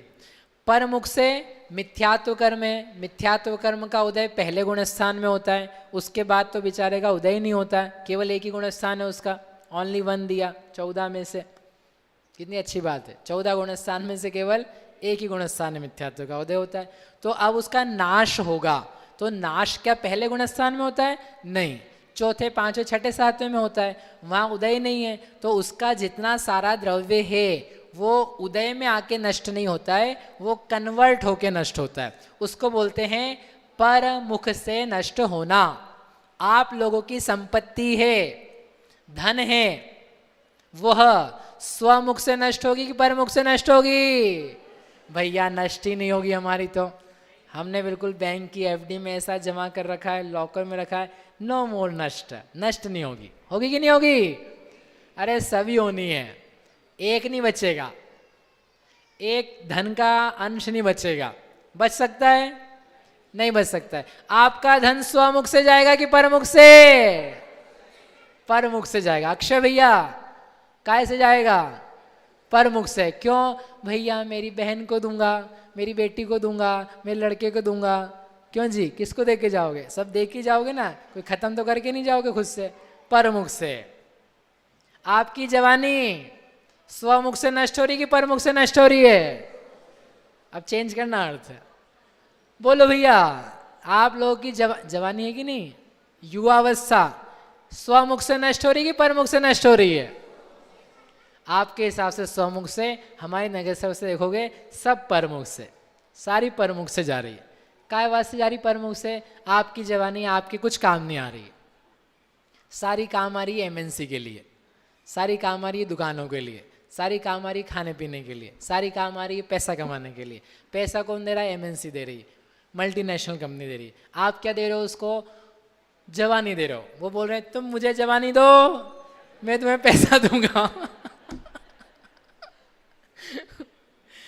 तुम मुझे बुद्धि दो, मैं तुम्हें पैसा दूंगा। हाँ दो, भर लेना तुम्हारा पैसा, देखते क्या काम आता है। रख लेना उसको अपने पास जोड़ जोड़ करके, देखते हैं क्या काम आता है। हमने सोचा कि इसको 27, अब जब काम करते थे हम, ये कितना काम करते रहेंगे, ये पैसा दे देंगे पूरा निचोड़ लेंगे। जो बुद्धि का काम है, जो अपने आत्मा का उद्धार है, हो गया उद्धार, इनको दे दिया। वहाँ के लोग बोले क्या आप नौकरी छोड़ के जा रहे हो? नौकरी छोड़ के जा रहे हो, आपको दिख रहा है, हमको समझ में आता है हम क्या कर रहे। हम अपनी जवानी को स्वमुख से भोग रहे, अपनी युवावस्था को सही जगह लगा रहे, जो काम करने के लिए पैदा हुए उस जगह लगा रहे, तो सही काम है। और नहीं तो परमुख से निकाल दोगे आप, व्यापार धंधे में निकाल दोगे। देखो चलानी पड़ती, गृहस्थी समझ में आता है, लेकिन सब कुछ ही उसमें दे दो आप, तो पूरी 12 बजा दो, पूरे मनुष्य भाव की एसी 12 बजे ही। बोले दे काय के लिए इनको, काय काम के लिए दे आपको? कुछ ही तो काम में नहीं आ रही, ऐसा कुछ दम नहीं है उसमें। इसलिए क्या करना? स्वमुख से भोगना। वो ऐसा मत करना कि भैया जवानी में क्या कर रहा हूँ, जिम जान के डोले छोले बना रहा हूँ, हमारी स्वमुख सारी कुछ काम की नहीं है। अरे अभी देव बनोगे, सब अच्छे बन जाएंगे, मत चिंता करो आप। अच्छे उदय से आते सम्यक दर्शन के साथ में तुम्हें जाना नहीं पड़ता, तुम्हारे शरीर बहुत सुडौल स्वस्थ मजबूत होते। महाकुला महाअर्था कितनी बार तो सुनाया, विकृत दुष्कुल न भवंती, सम्यक दर्शन शुद्धा। सम्यक दर्शन शुद्ध पैदा हो, कुछ भी नहीं मिलेगा आपको, ये विपरीत परिस्थितियाँ कुछ काम की नहीं आएगी। इसलिए मेहनत वो होनी चाहिए लंबी, स्वमुख से भोगने की। अपना धन अपने हाथ से भोग जाओ तो काम का, नहीं तो सब डूब जाएगा। तो चलो पढ़ लेते हैं। मिथ्यात्व का क्षय मिश्र प्रकृति में संक्रमण करके होता है। तो मिथ्यात्व प्रकृति का अपकर्षण जो है वो कहाँ तक होगा? अंतिम कांडक की अंतिम फाली तक। अंतिम कांडक है ना, स्थिति कांडक की बात चल रही है। जब कांडक घात होते हैं लगातार कंटिन्यूअसली करण के समय में, तो उस समय वहाँ उसका अपकर्षण अंतिम फाली तक होगा। इसी प्रकार संयोगी केवली के अंत में स्थित 45 प्रकृतियों का अपकर्षण भी संयोग केवली के अंत समय तक ही होता है। क्यों? क्योंकि अयोग केवली को कांडक घात नहीं होता है। ये नियम है कि जो कांडक घात है वो 13वें गुणस्थान तक ही है। क्यों 13वें तक ही है? सब कर्मों को समान कर दिया। जैसे अंतिम कांडक की अंतिम फाली गिरती 13वें गुणस्थान में, जितने कर्म के सत्व हैं आयु के बराबर कर दिए। अब कुछ नहीं करना है आपको, केवल भोगना है। ज़्यादा कांडक घात कर दोगे तो वो आयु चलेगी लंबी और बाकी कर्म घट गए तो वो बाकी कर्मों का फल कहाँ से मिलेगा? इसलिए 13वें गुणस्थान के अंत समय तक आते आते सारे कर्म सेटल हो जाते हैं, सबका स्थिति सत्व समान हो जाता है। जितना 14वें का समय बचा है उतना ही सब कर्मों की स्थिति सत्व बची है। इसलिए 13वें के अंत समय तक उनका कांडक घात होता है, उसके अलावा नहीं होता है। अपकर्षण होता है, उसके अलावा नहीं होता है। समझ में आया? दूसरा नियम ये है कि जिन प्रकृतियों का स्वमुख से क्षय होता है उनका अपकर्षण उनकी स्थिति में एक समय एक आवली शेष रहने तक होता है। जैसे एग्जाम्पल के लिए अभी अपन ने ज्ञानावरण देखा था। ज्ञानावरण का अपकर्षण कहाँ तक कराया था? ज्ञानावरण कर्म का अपकर्षण कहाँ तक कराया था? 12वें गुणस्थान में एक समय एक आवली शेष रहने तक अपकर्षण कराया था। क्यों? क्योंकि वो स्वमुख वाली प्रकृति है। 12वें गुणस्थान के अंतिम समय तक 5 ज्ञानावरण का उदय होता है, ध्रुव उदय प्रकृति। अंतिम समय तक उदय पाया जाएगा, अपने उदय को ला करके ही कर्म खत्म होगा ज्ञानावरण का। इसलिए उसकी सबकी उदयावली है, उनके कांडक घात बस एक समय पे एक आवली पहले तक होते हैं। इसलिए उनका जो अपकर्षण है वह एक समय एक आवली शेष रहने तक होता है। सिमिलरली संजलन लोभ का है। ऐसे ही अयोग केवली में भी बहुत सारी प्रकृतियां स्वमुख से जाती है, लेकिन चूंकि वहाँ अपकर्षण हटा दिया गया है इसलिए 13वें गुणस्थान तक अपकर्षण पाया जाता है। ये इनके नियम हैं।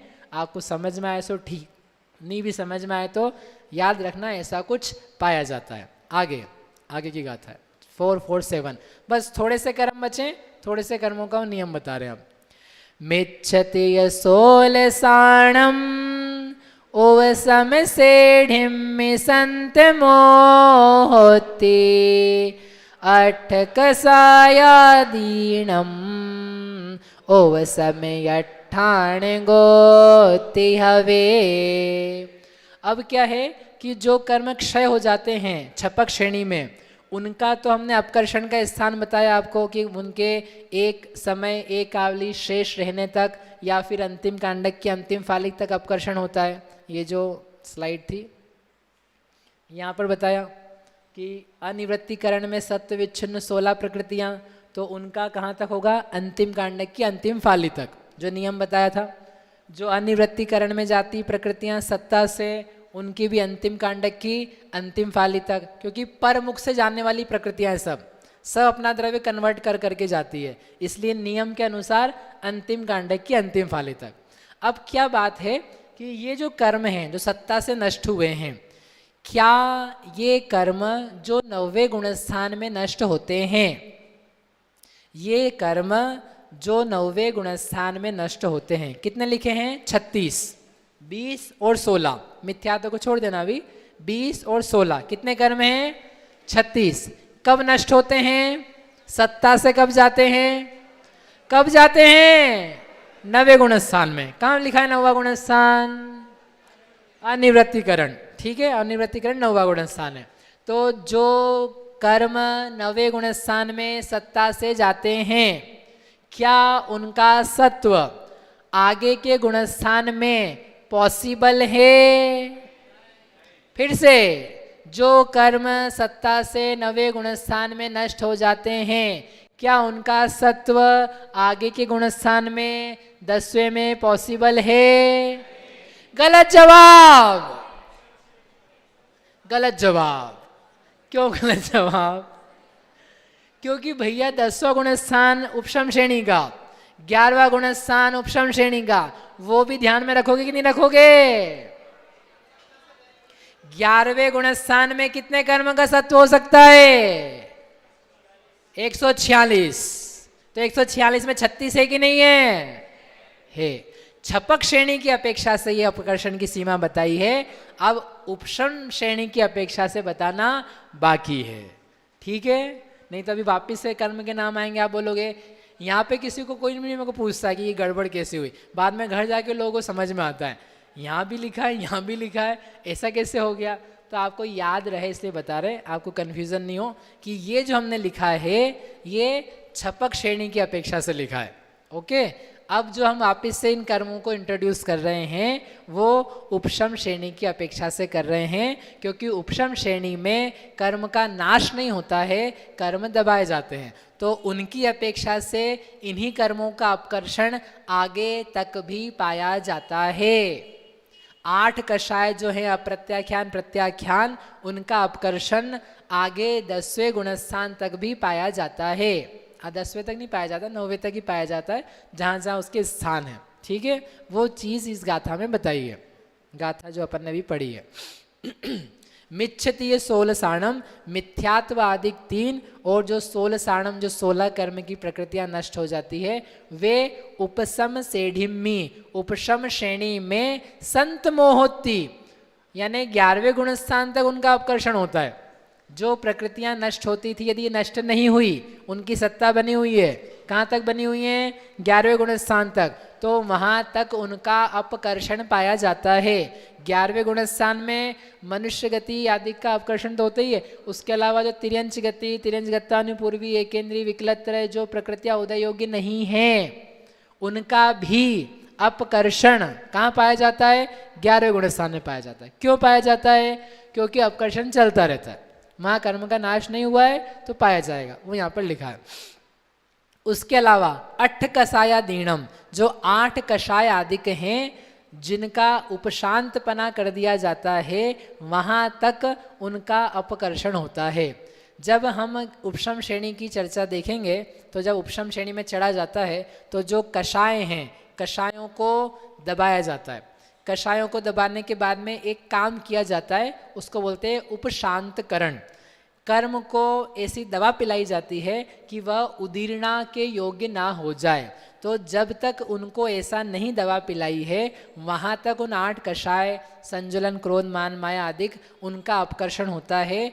दवा पिलाने के बाद में अपकर्षण नहीं होता है। तो वो चीज़ यहाँ पर दी है कि चारित्र मोह की जो 20 प्रकृतियां हैं, 90वें गुणस्थान में अपने अपने उपशमन के पूर्व तक उनका अपकर्षण होता है, उसके बाद में नहीं होता है। संजलन लोभ का 10वें गुणस्थान तक उदय होता है, उनको दवा 10वें गुणस्थान में पिलाते हैं तो उसके पहले तक अपकर्षण होता है, उसके बाद में नहीं होता है।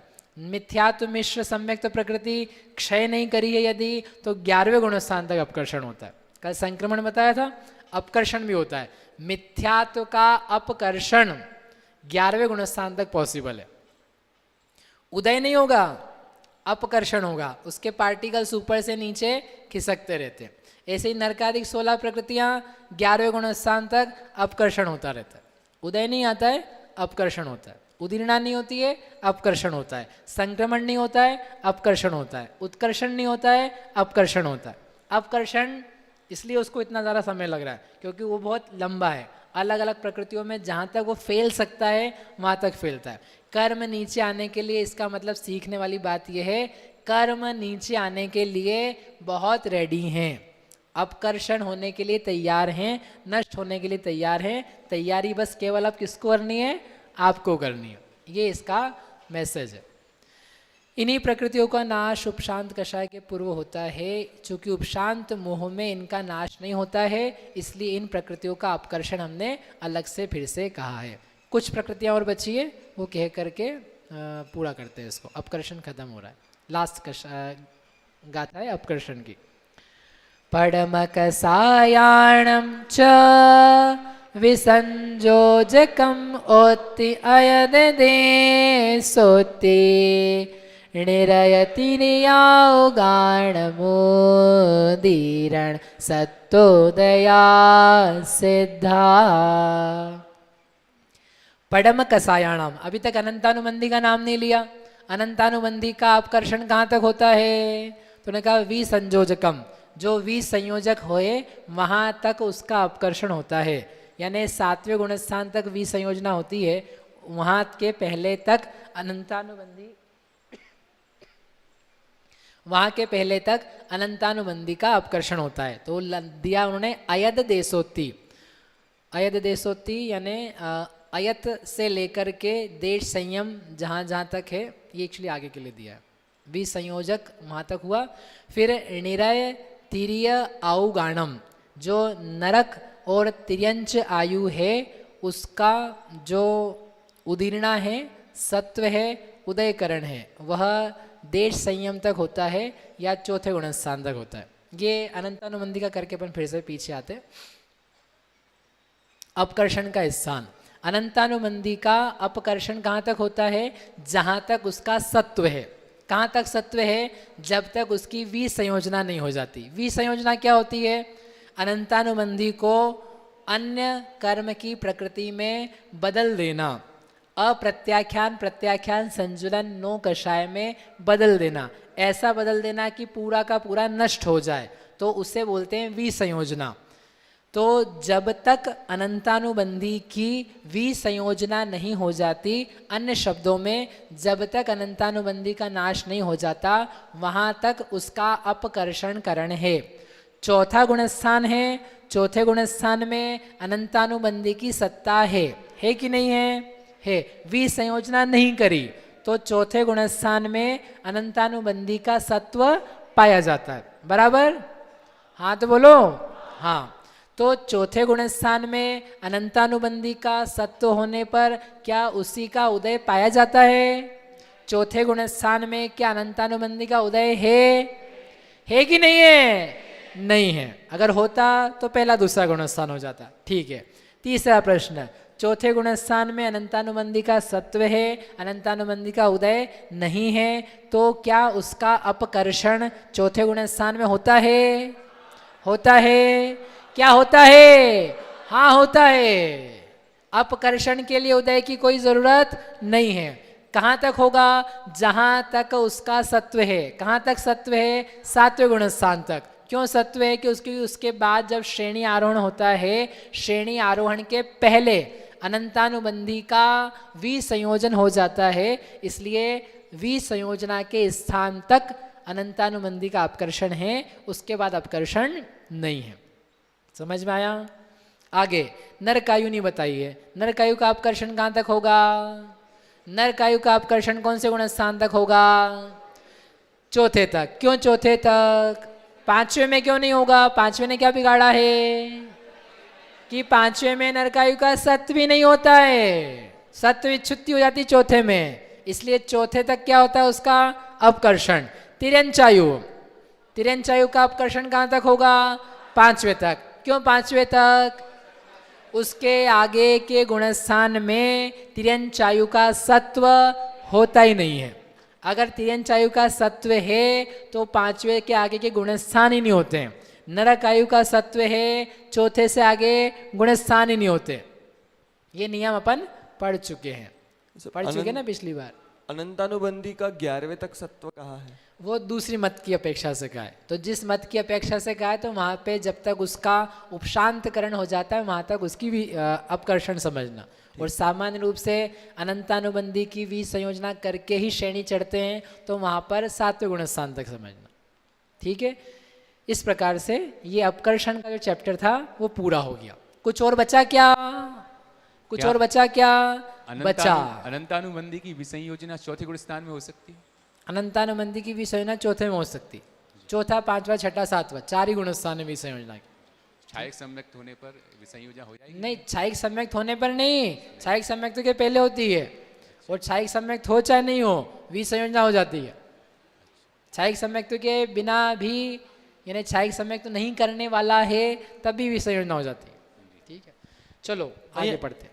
भैया विसंयोजना ये भी एक कर्म की अवस्था है, तो ये दसों करण में क्यों नहीं आई? ये विसंयोजना किस? विसंयोजना क्षय का ही नाम है। जो अपकर्षण है, अपकर्षण के माध्यम से क्षय होता है, तो अपकर्षण बता दिया ना। अब अपकर्षण के द्वारा जो काम होगा तो वो अलग से नाम दे दिया विसंयोजना। क्षय भी नाम दिया, ऐसे तो उदय नाम दिया ना, उदय के माध्यम से क्षय होता है, तो क्षय नाम नहीं दिया जैसे, वैसे विसंयोजना नाम नहीं दी। अच्छा। कर्म की 10 दशाओं में क्षय नाम दिया है क्या? नहीं है। नहीं दिया है? पक्का? दिया है, उदय के रूप में। उदय के रूप में दिया ना। उदय होने के बाद में ततश्च निर्जरा खत्म हो जाता है कर्म, वो तरीका है उसका। 449 नंबर की गाथा। अपकर्षण पूरा हो गया, अब क्या क्या बचा है भैया? जल्दी बोलो, क्या क्या बचा है? उदीर्णा, उदय, निधत्ति, निकाचित और उपशांत, ये 5 बचे, 5 पूरे हो गए, तो ये बाकी सिंपल है, 2 गाथाओं में पूरे हो जाएंगे। 449। मेच्छसय मेच्छोत्तिया उदीर्णा उवसमाहि मुहि यस्स समया हि आवलित्य सुहमे सुहमसलो हस्स। इसका डायग्राम नहीं बनाया लगता है, नहीं बनाया।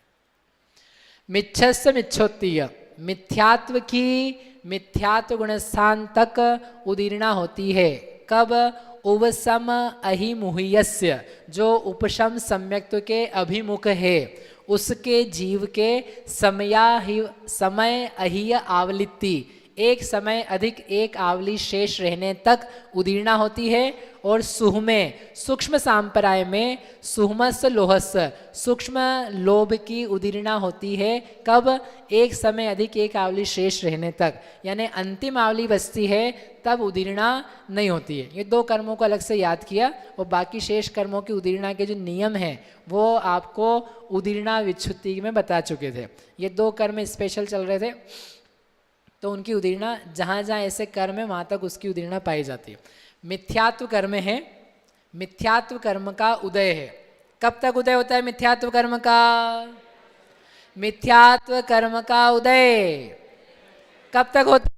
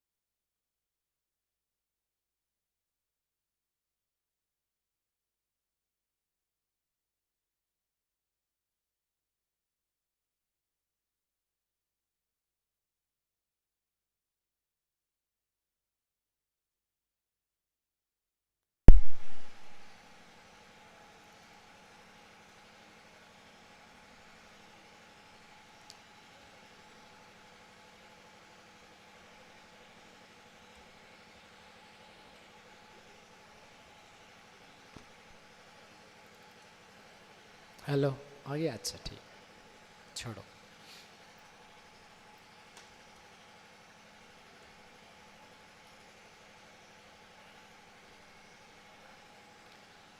ठीक है, कोई बात नहीं, वैसे ही चलते हैं।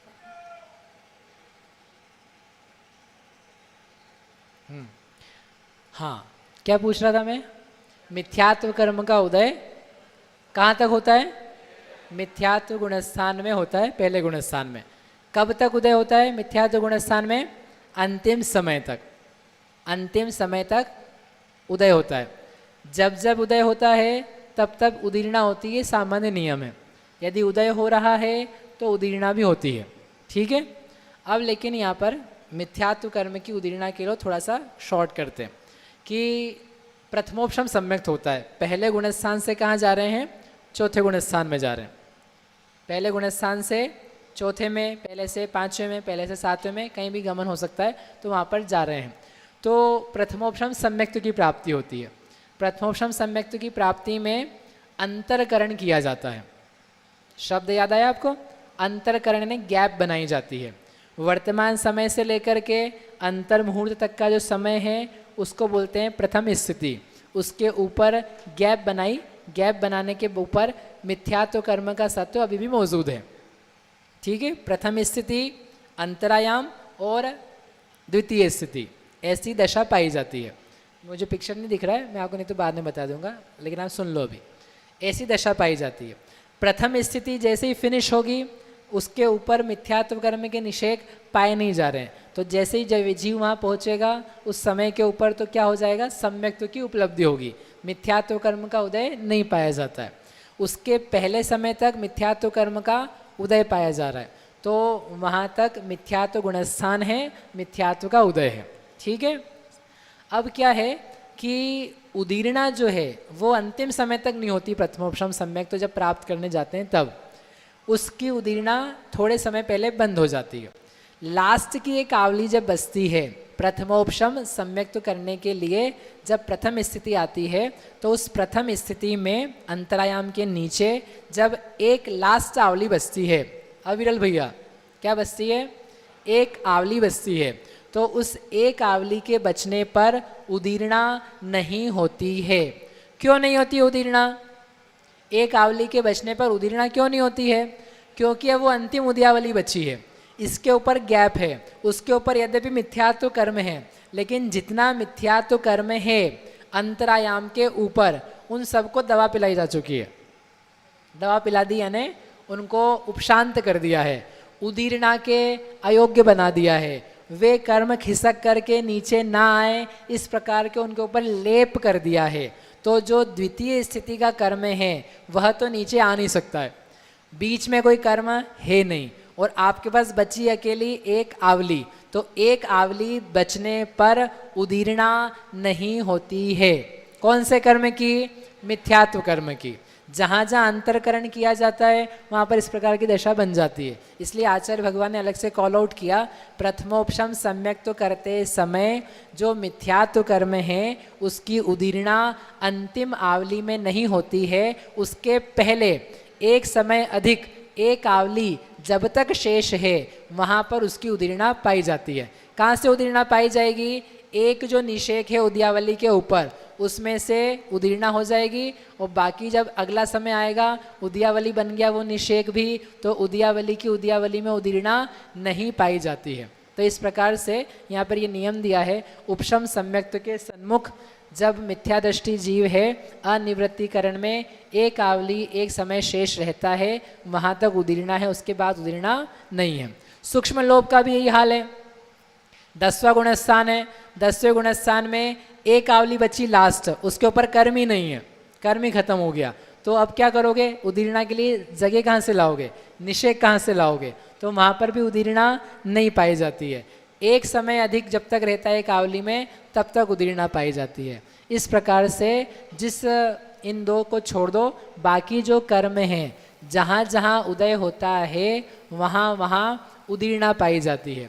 जिन जिन कर्मों का उदय है उन उन कर्मों में कर्म के निषेक मिलाए जा रहे हैं, मिला मिला करके उदीर्णा पाई जा रही है। 12वां गुणस्थान का अंतिम समय आएगा, वहाँ पर भी अंतिम आवली बचेगी ज्ञानावरण की, उदीर्णा खत्म हो जाएगी। सत्वी नहीं बचा है तो वहाँ पर भी उदीर्णा लास्ट आवली में नहीं होगी। उसके अलावा उदीर्णा नियम से पाई जाती रहती है।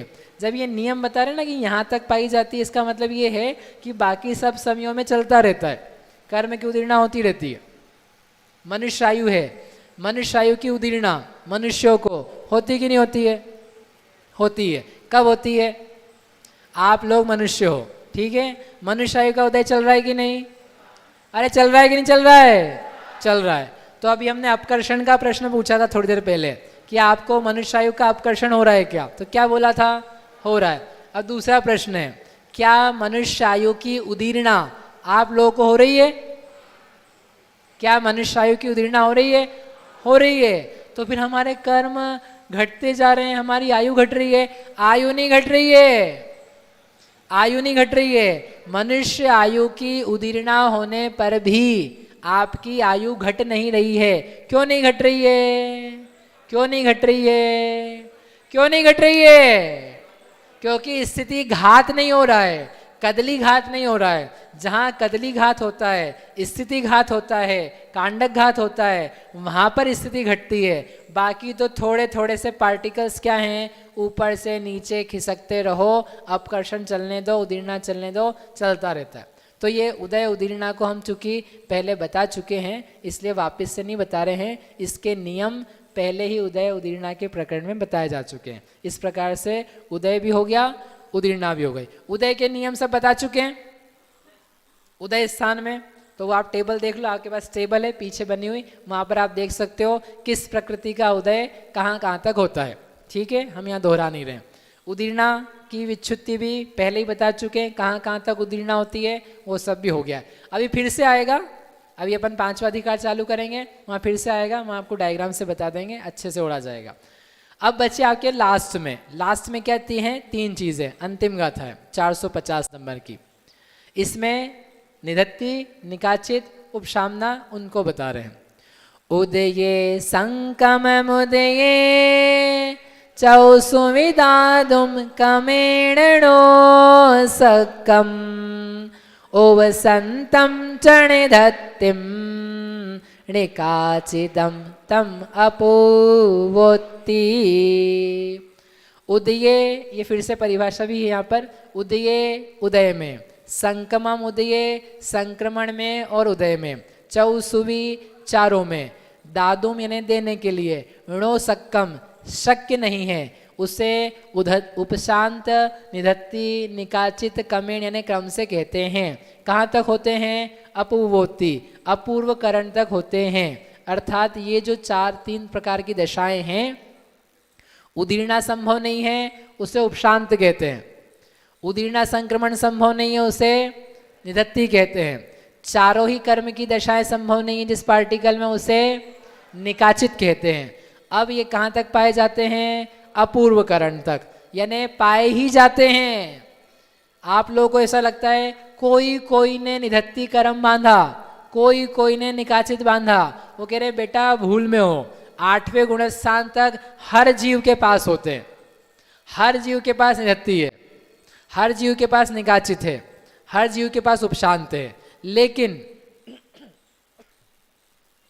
पूरा का पूरा जो निषेक है, एक निषेक में जो 10वें नंबर पे आने वाला है, 20वें नंबर पे आने वाला है, 100वें नंबर पे आने वाला है, जो कर्म का निषेक जिस समय में आने वाला है, उसमें सारे पार्टिकल्स जो हैं वो सारे के सारे उपशांति के नहीं है, सारे के सारे निधत्ति के नहीं है, सारे के सारे निकाचित के नहीं है, उसका एक पोर्शन है। हर निषेक में जितना सत्व डला हुआ है, उस हर सत्ता के निषेक में थोड़ा पोर्शन किसका रहता है? उपशांत का, निधत्ति का, निकाचित का। कब तक रहता है? 8वें गुणस्थान तक रहता है। कौन से कर्मों में रहता है? कौन से कर्मों में रहता है? अरे भैया बताओ। 8 कर्मों में निधत्ति, निकाचित, उपशांत पना पाया जाता है। कब तक पाया जाएगा? 8वें गुणस्थान तक पाया जाएगा। किसको पाया जाएगा? सबको पाया जाएगा। एकेंद्री को होगा कि नहीं होगा? पंचेंद्री को, सम्यक दृष्टि को, मिथ्या दृष्टि को, सबको होता है। इस प्रकार से ये जो निषेक के दशाएं थी 10 प्रकार की, वो यहाँ पर पूरी हो गई। अब इसमें किसी को प्रश्न हो तो आप पूछ सकते हो, नहीं तो अपन अब चालू करते हैं अगला अधिकार। इसका नाम है स्थान समुत्कीर्तन अधिकार।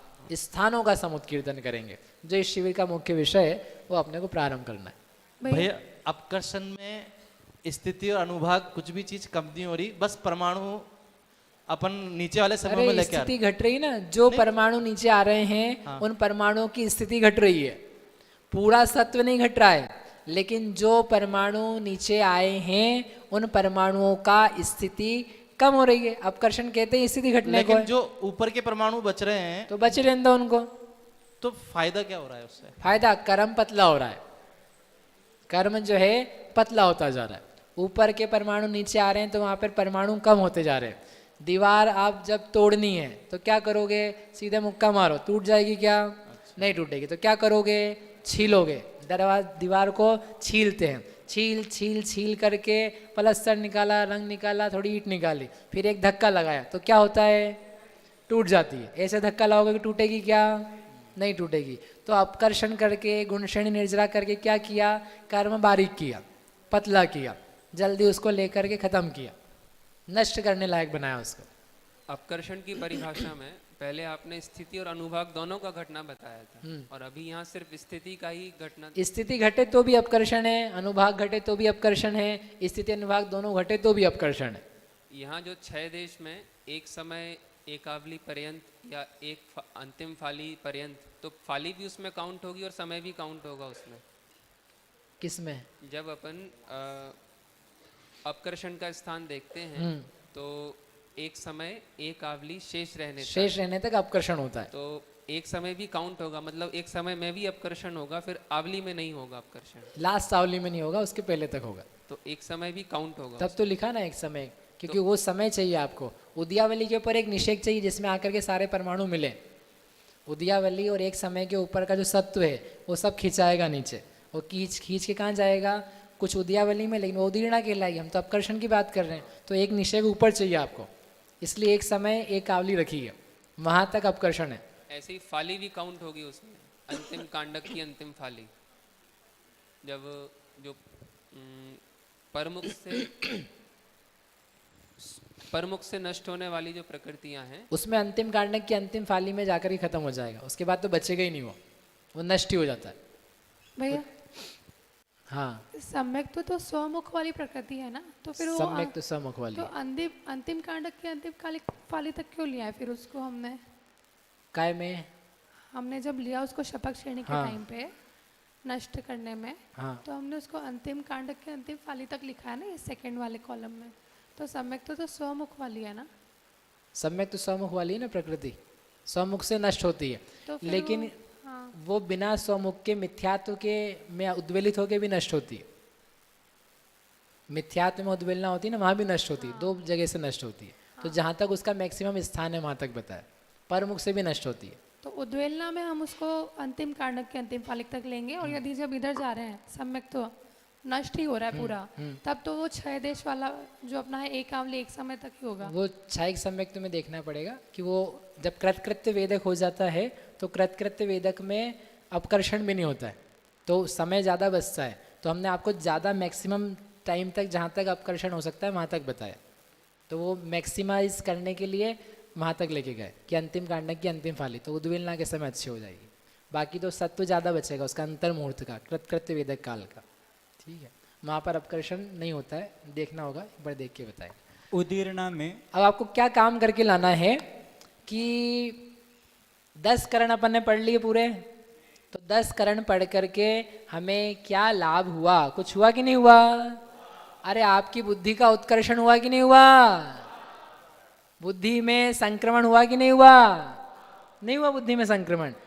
पाप में लगी हुई बुद्धि प्रशस्त कार्य में लगी, अशुभ में लगी हुई बुद्धि, दुप्रयुक्त नाणम दुष्प्रयुक्त ज्ञान में लगी हुई बुद्धि संक्रमित होकर के उत्तम तत्व ज्ञान में लगी, तो बुद्धि का संक्रमण हुआ कि नहीं हुआ? स्वजाति में बदलाव हो गया, उत्कर्षण हुआ कि नहीं आपके ज्ञान का? हो गया। उदीर्णा हुई कि नहीं हुई? आपके कोई मोह आदि कर्म थे, उनकी उदीर्णा होकर के आपका क्या हो गया? मोह कम हो गया। बिना मोह कम हुए आप यहाँ बैठ नहीं सकते थे। जिसके मोह तेज हैं वो लोग यहाँ बैठा रहेगा क्या?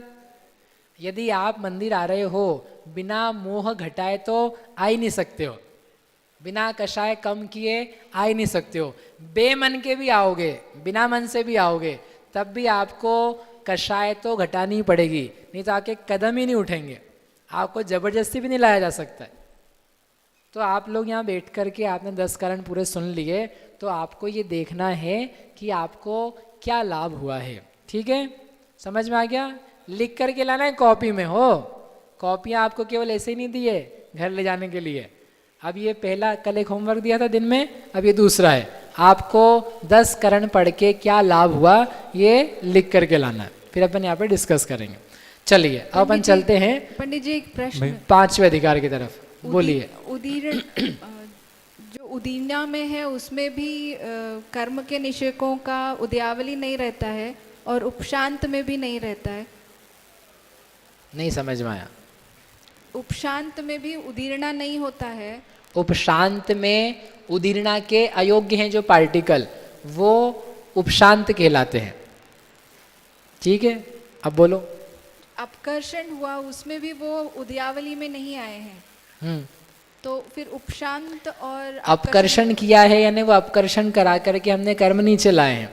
उपशांत जब होता है तो जब कर्म का निषेक है जो कोई भी, उसमें 1000 परमाणु हैं, 1000 में से 10 ऐसे हैं जो उदीरित नहीं हो सकते हैं, लेकिन बाकी 990 कैसे हैं जो उदीरित हो सकते हैं। उन 990 में से कुछ परमाणु को लेकर के उदीर्णा हो सकती है, उदीर्णा हो जाती।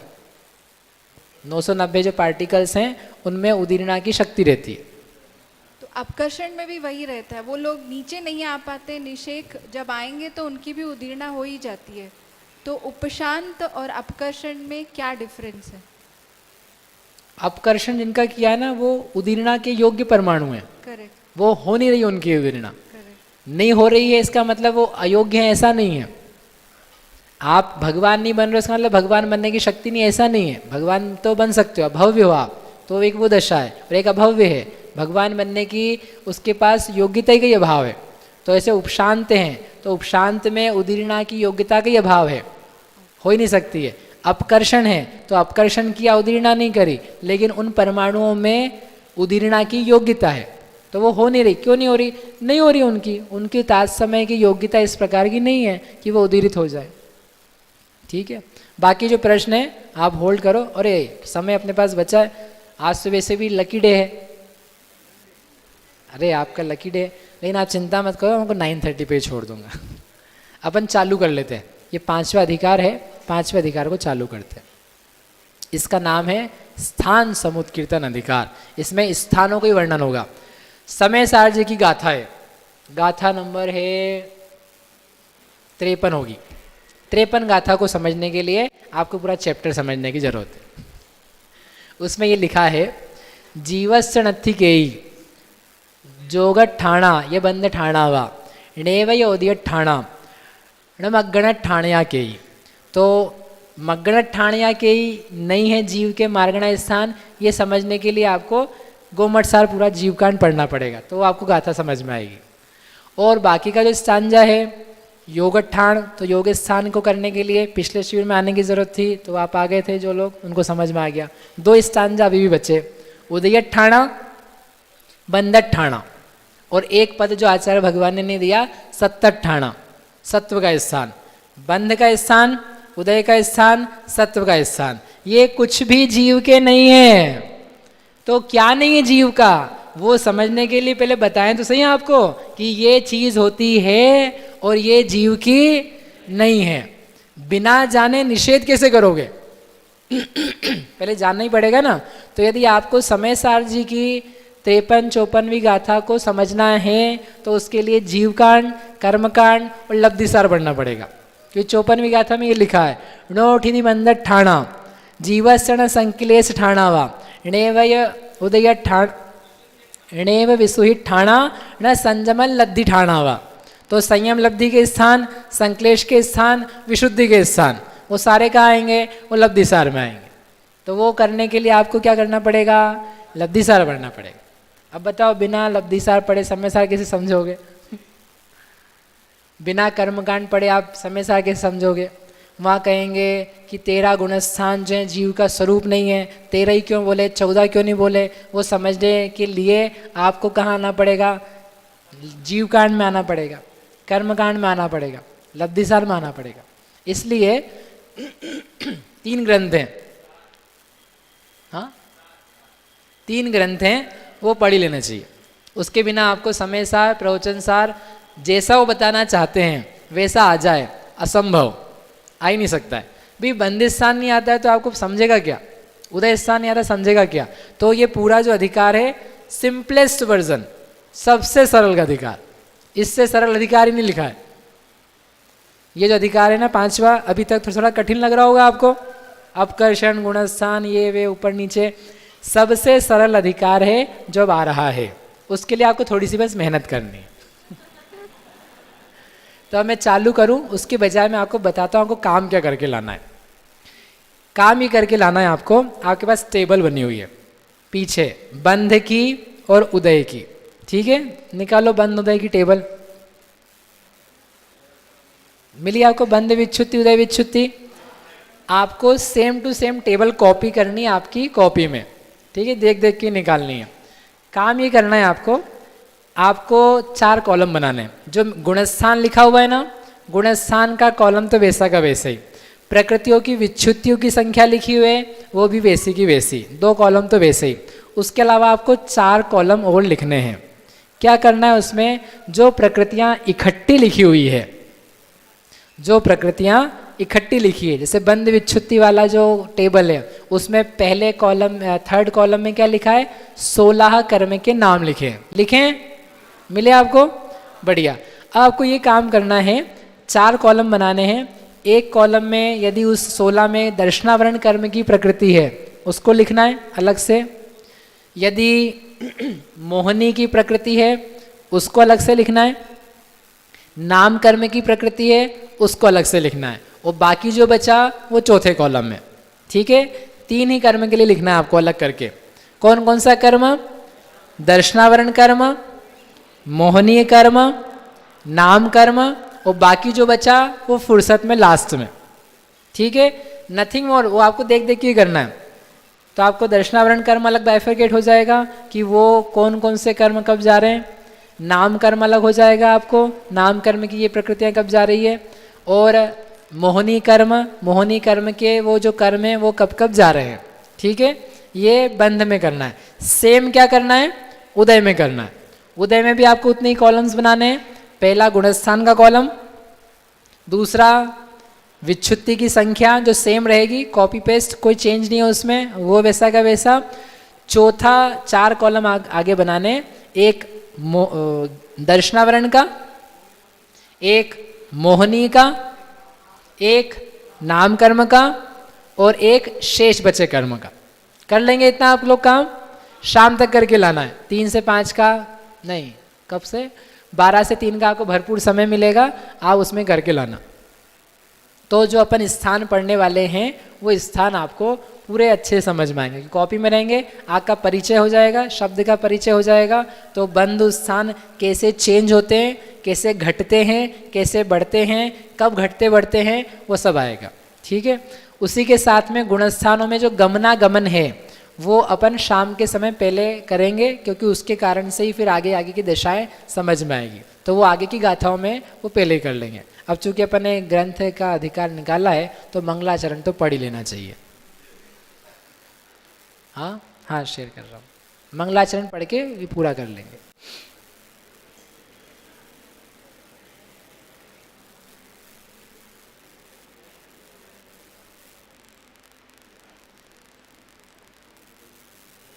हाँ जी, 5वां अधिकार, 451 नंबर की गाथा है। णमियोडणे मीणाहम सच्च जुहिठिर्णमंसि अंगिजुगम बंधुदय सत्तजुत्तम ठाण समुक्कीर्तनम बोच्छम। णमियोण नमस्कार करके, किनको? नेमिणाहम, नेमिनाथ भगवान को नमस्कार करके, सच्च जुहिठर, जो सत्यवादी था। कौन था सत्यवादी? युधिष्ठिर, जुहिठिर यानी युधिष्ठिर। नमंसी अंगी जुगम, उसके द्वारा जिनके चरण रूपी कमलों को नमस्कार किया गया, ऐसे नेमिनाथ भगवान। जो नेमिनाथ स्वामी थे वो उनके समय कौन मौजूद था? 5 पांडव मौजूद थे, याद है आपको? 5 पांडव और नेमिनाथ भगवान का संबंध था। क्या संबंध था? वो आप शाम तक ढूंढ करके आ जाना। नेमिनाथ भगवान और युधिष्ठिर का आपस में क्या रिलेशन था, ये आपसे शाम को प्रश्न पूछा जाएगा। तो जो सत्यवादी युधिष्ठिर थे उनका, ओ बहन जी अभी नहीं बोला है, अभी से आप लोग को जहाँ रिश्ते जहाँ चालू किए तो वहीं के वहीं सारी गाड़ी मोह में आ जाती है। शाम को ढूंढ के लाना आपको। तो जो युधिष्ठिर था सत्यवादी, उनके द्वारा जिनके नमनसी अंघिजुगम, अंघिजुगम यानी चरण कमल जो युग थे, उनको नमस्कार किया गया। ऐसे नेमिनाथ भगवान को नमस्कार करके बंध उदय सत्यजुत्तम, जो बंध उदय सत्व के साथ में ठाण समुकीर्तनम, स्थानों का समुत्कीर्तन है, स्थानों की दशाएं हैं, उनको मैं वोच्छम यानी कहने वाला हूँ, उनको कहना प्रारंभ करता हूँ। तो यहाँ पर बंध का स्थान, उदय का स्थान, सत्व का स्थान, इन 3 स्थानों का वर्णन इस अधिकार में होगा। सबसे बड़ा अधिकार है ये, पूरे कर्म कांड जी का सबसे बड़ा अधिकार है। लगभग 350 गाथाएं हैं और आपका अहोभाग्य है कि अपन इस पूरे शिविर में अब 5वां अधिकार करेंगे और पूरा करेंगे।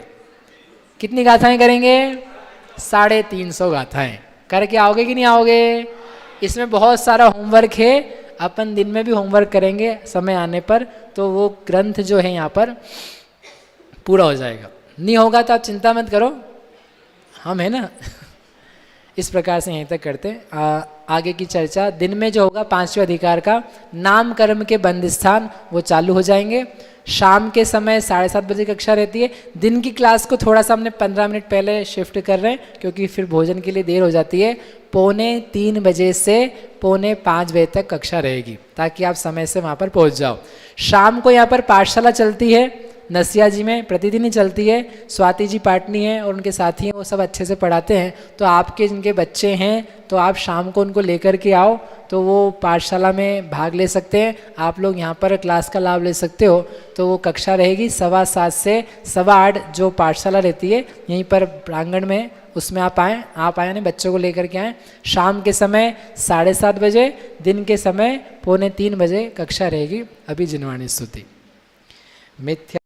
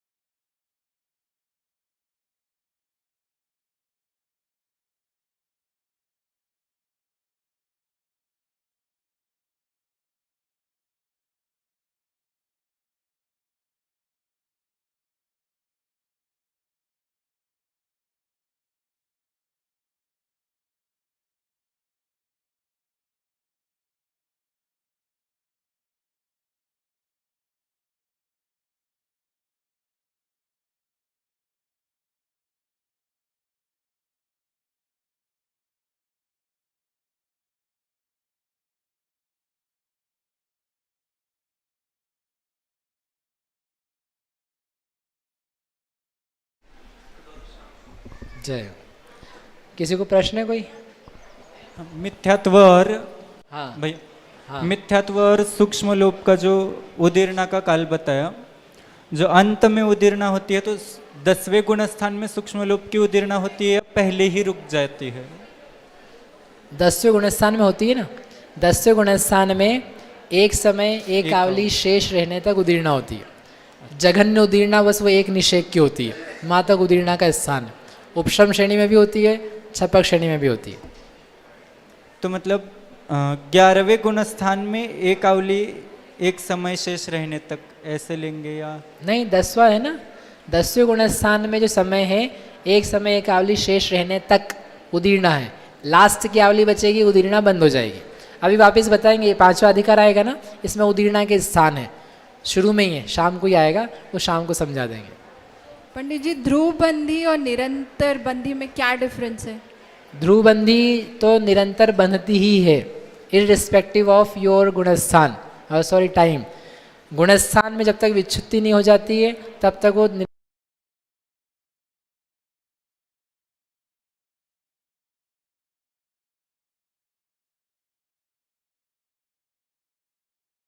स्थान में तीर्थंकर प्रकृति बांधना चालू करी तो तीर्थंकर लगातार बंधेगी, वो ध्रुव बंधी नहीं है, निरंतर बंधी है।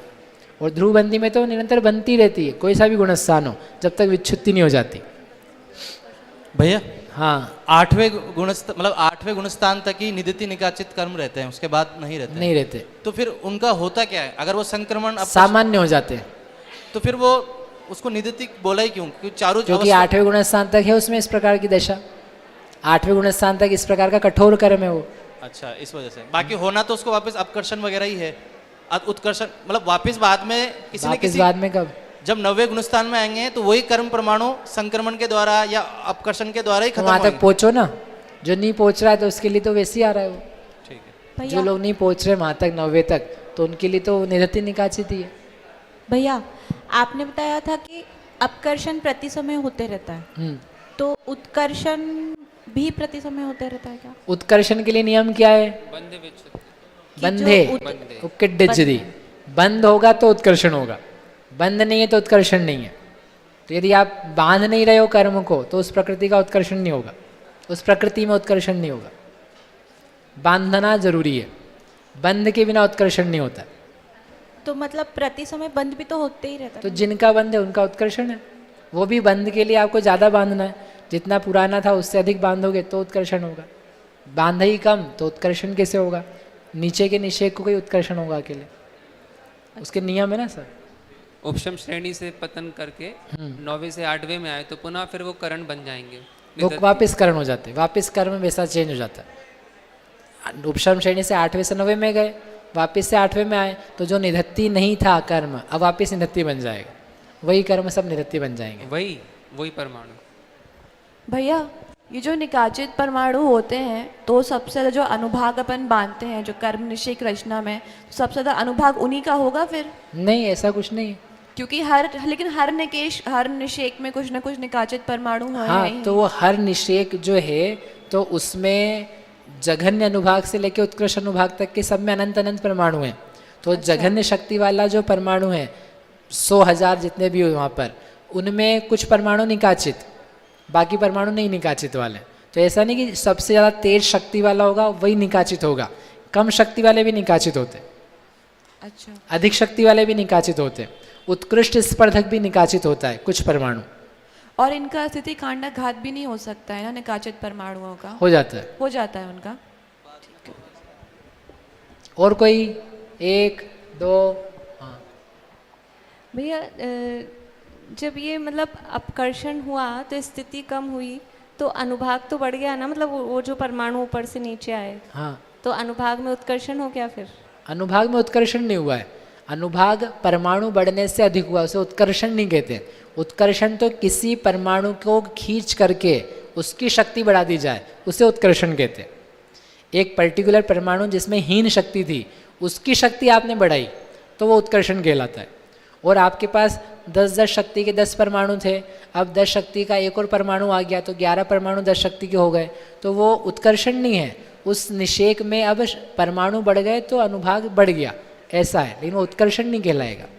पर अनुभाग तो बढ़ ही गया उसमें। अनुभाग ओवरऑल बढ़ गया उसका परमाणु की अपेक्षा से, क्योंकि परमाणु ज़्यादा हो गए उसमें। ठीक है, और कोई? बहुत बढ़िया। महावीर भगवान की जय।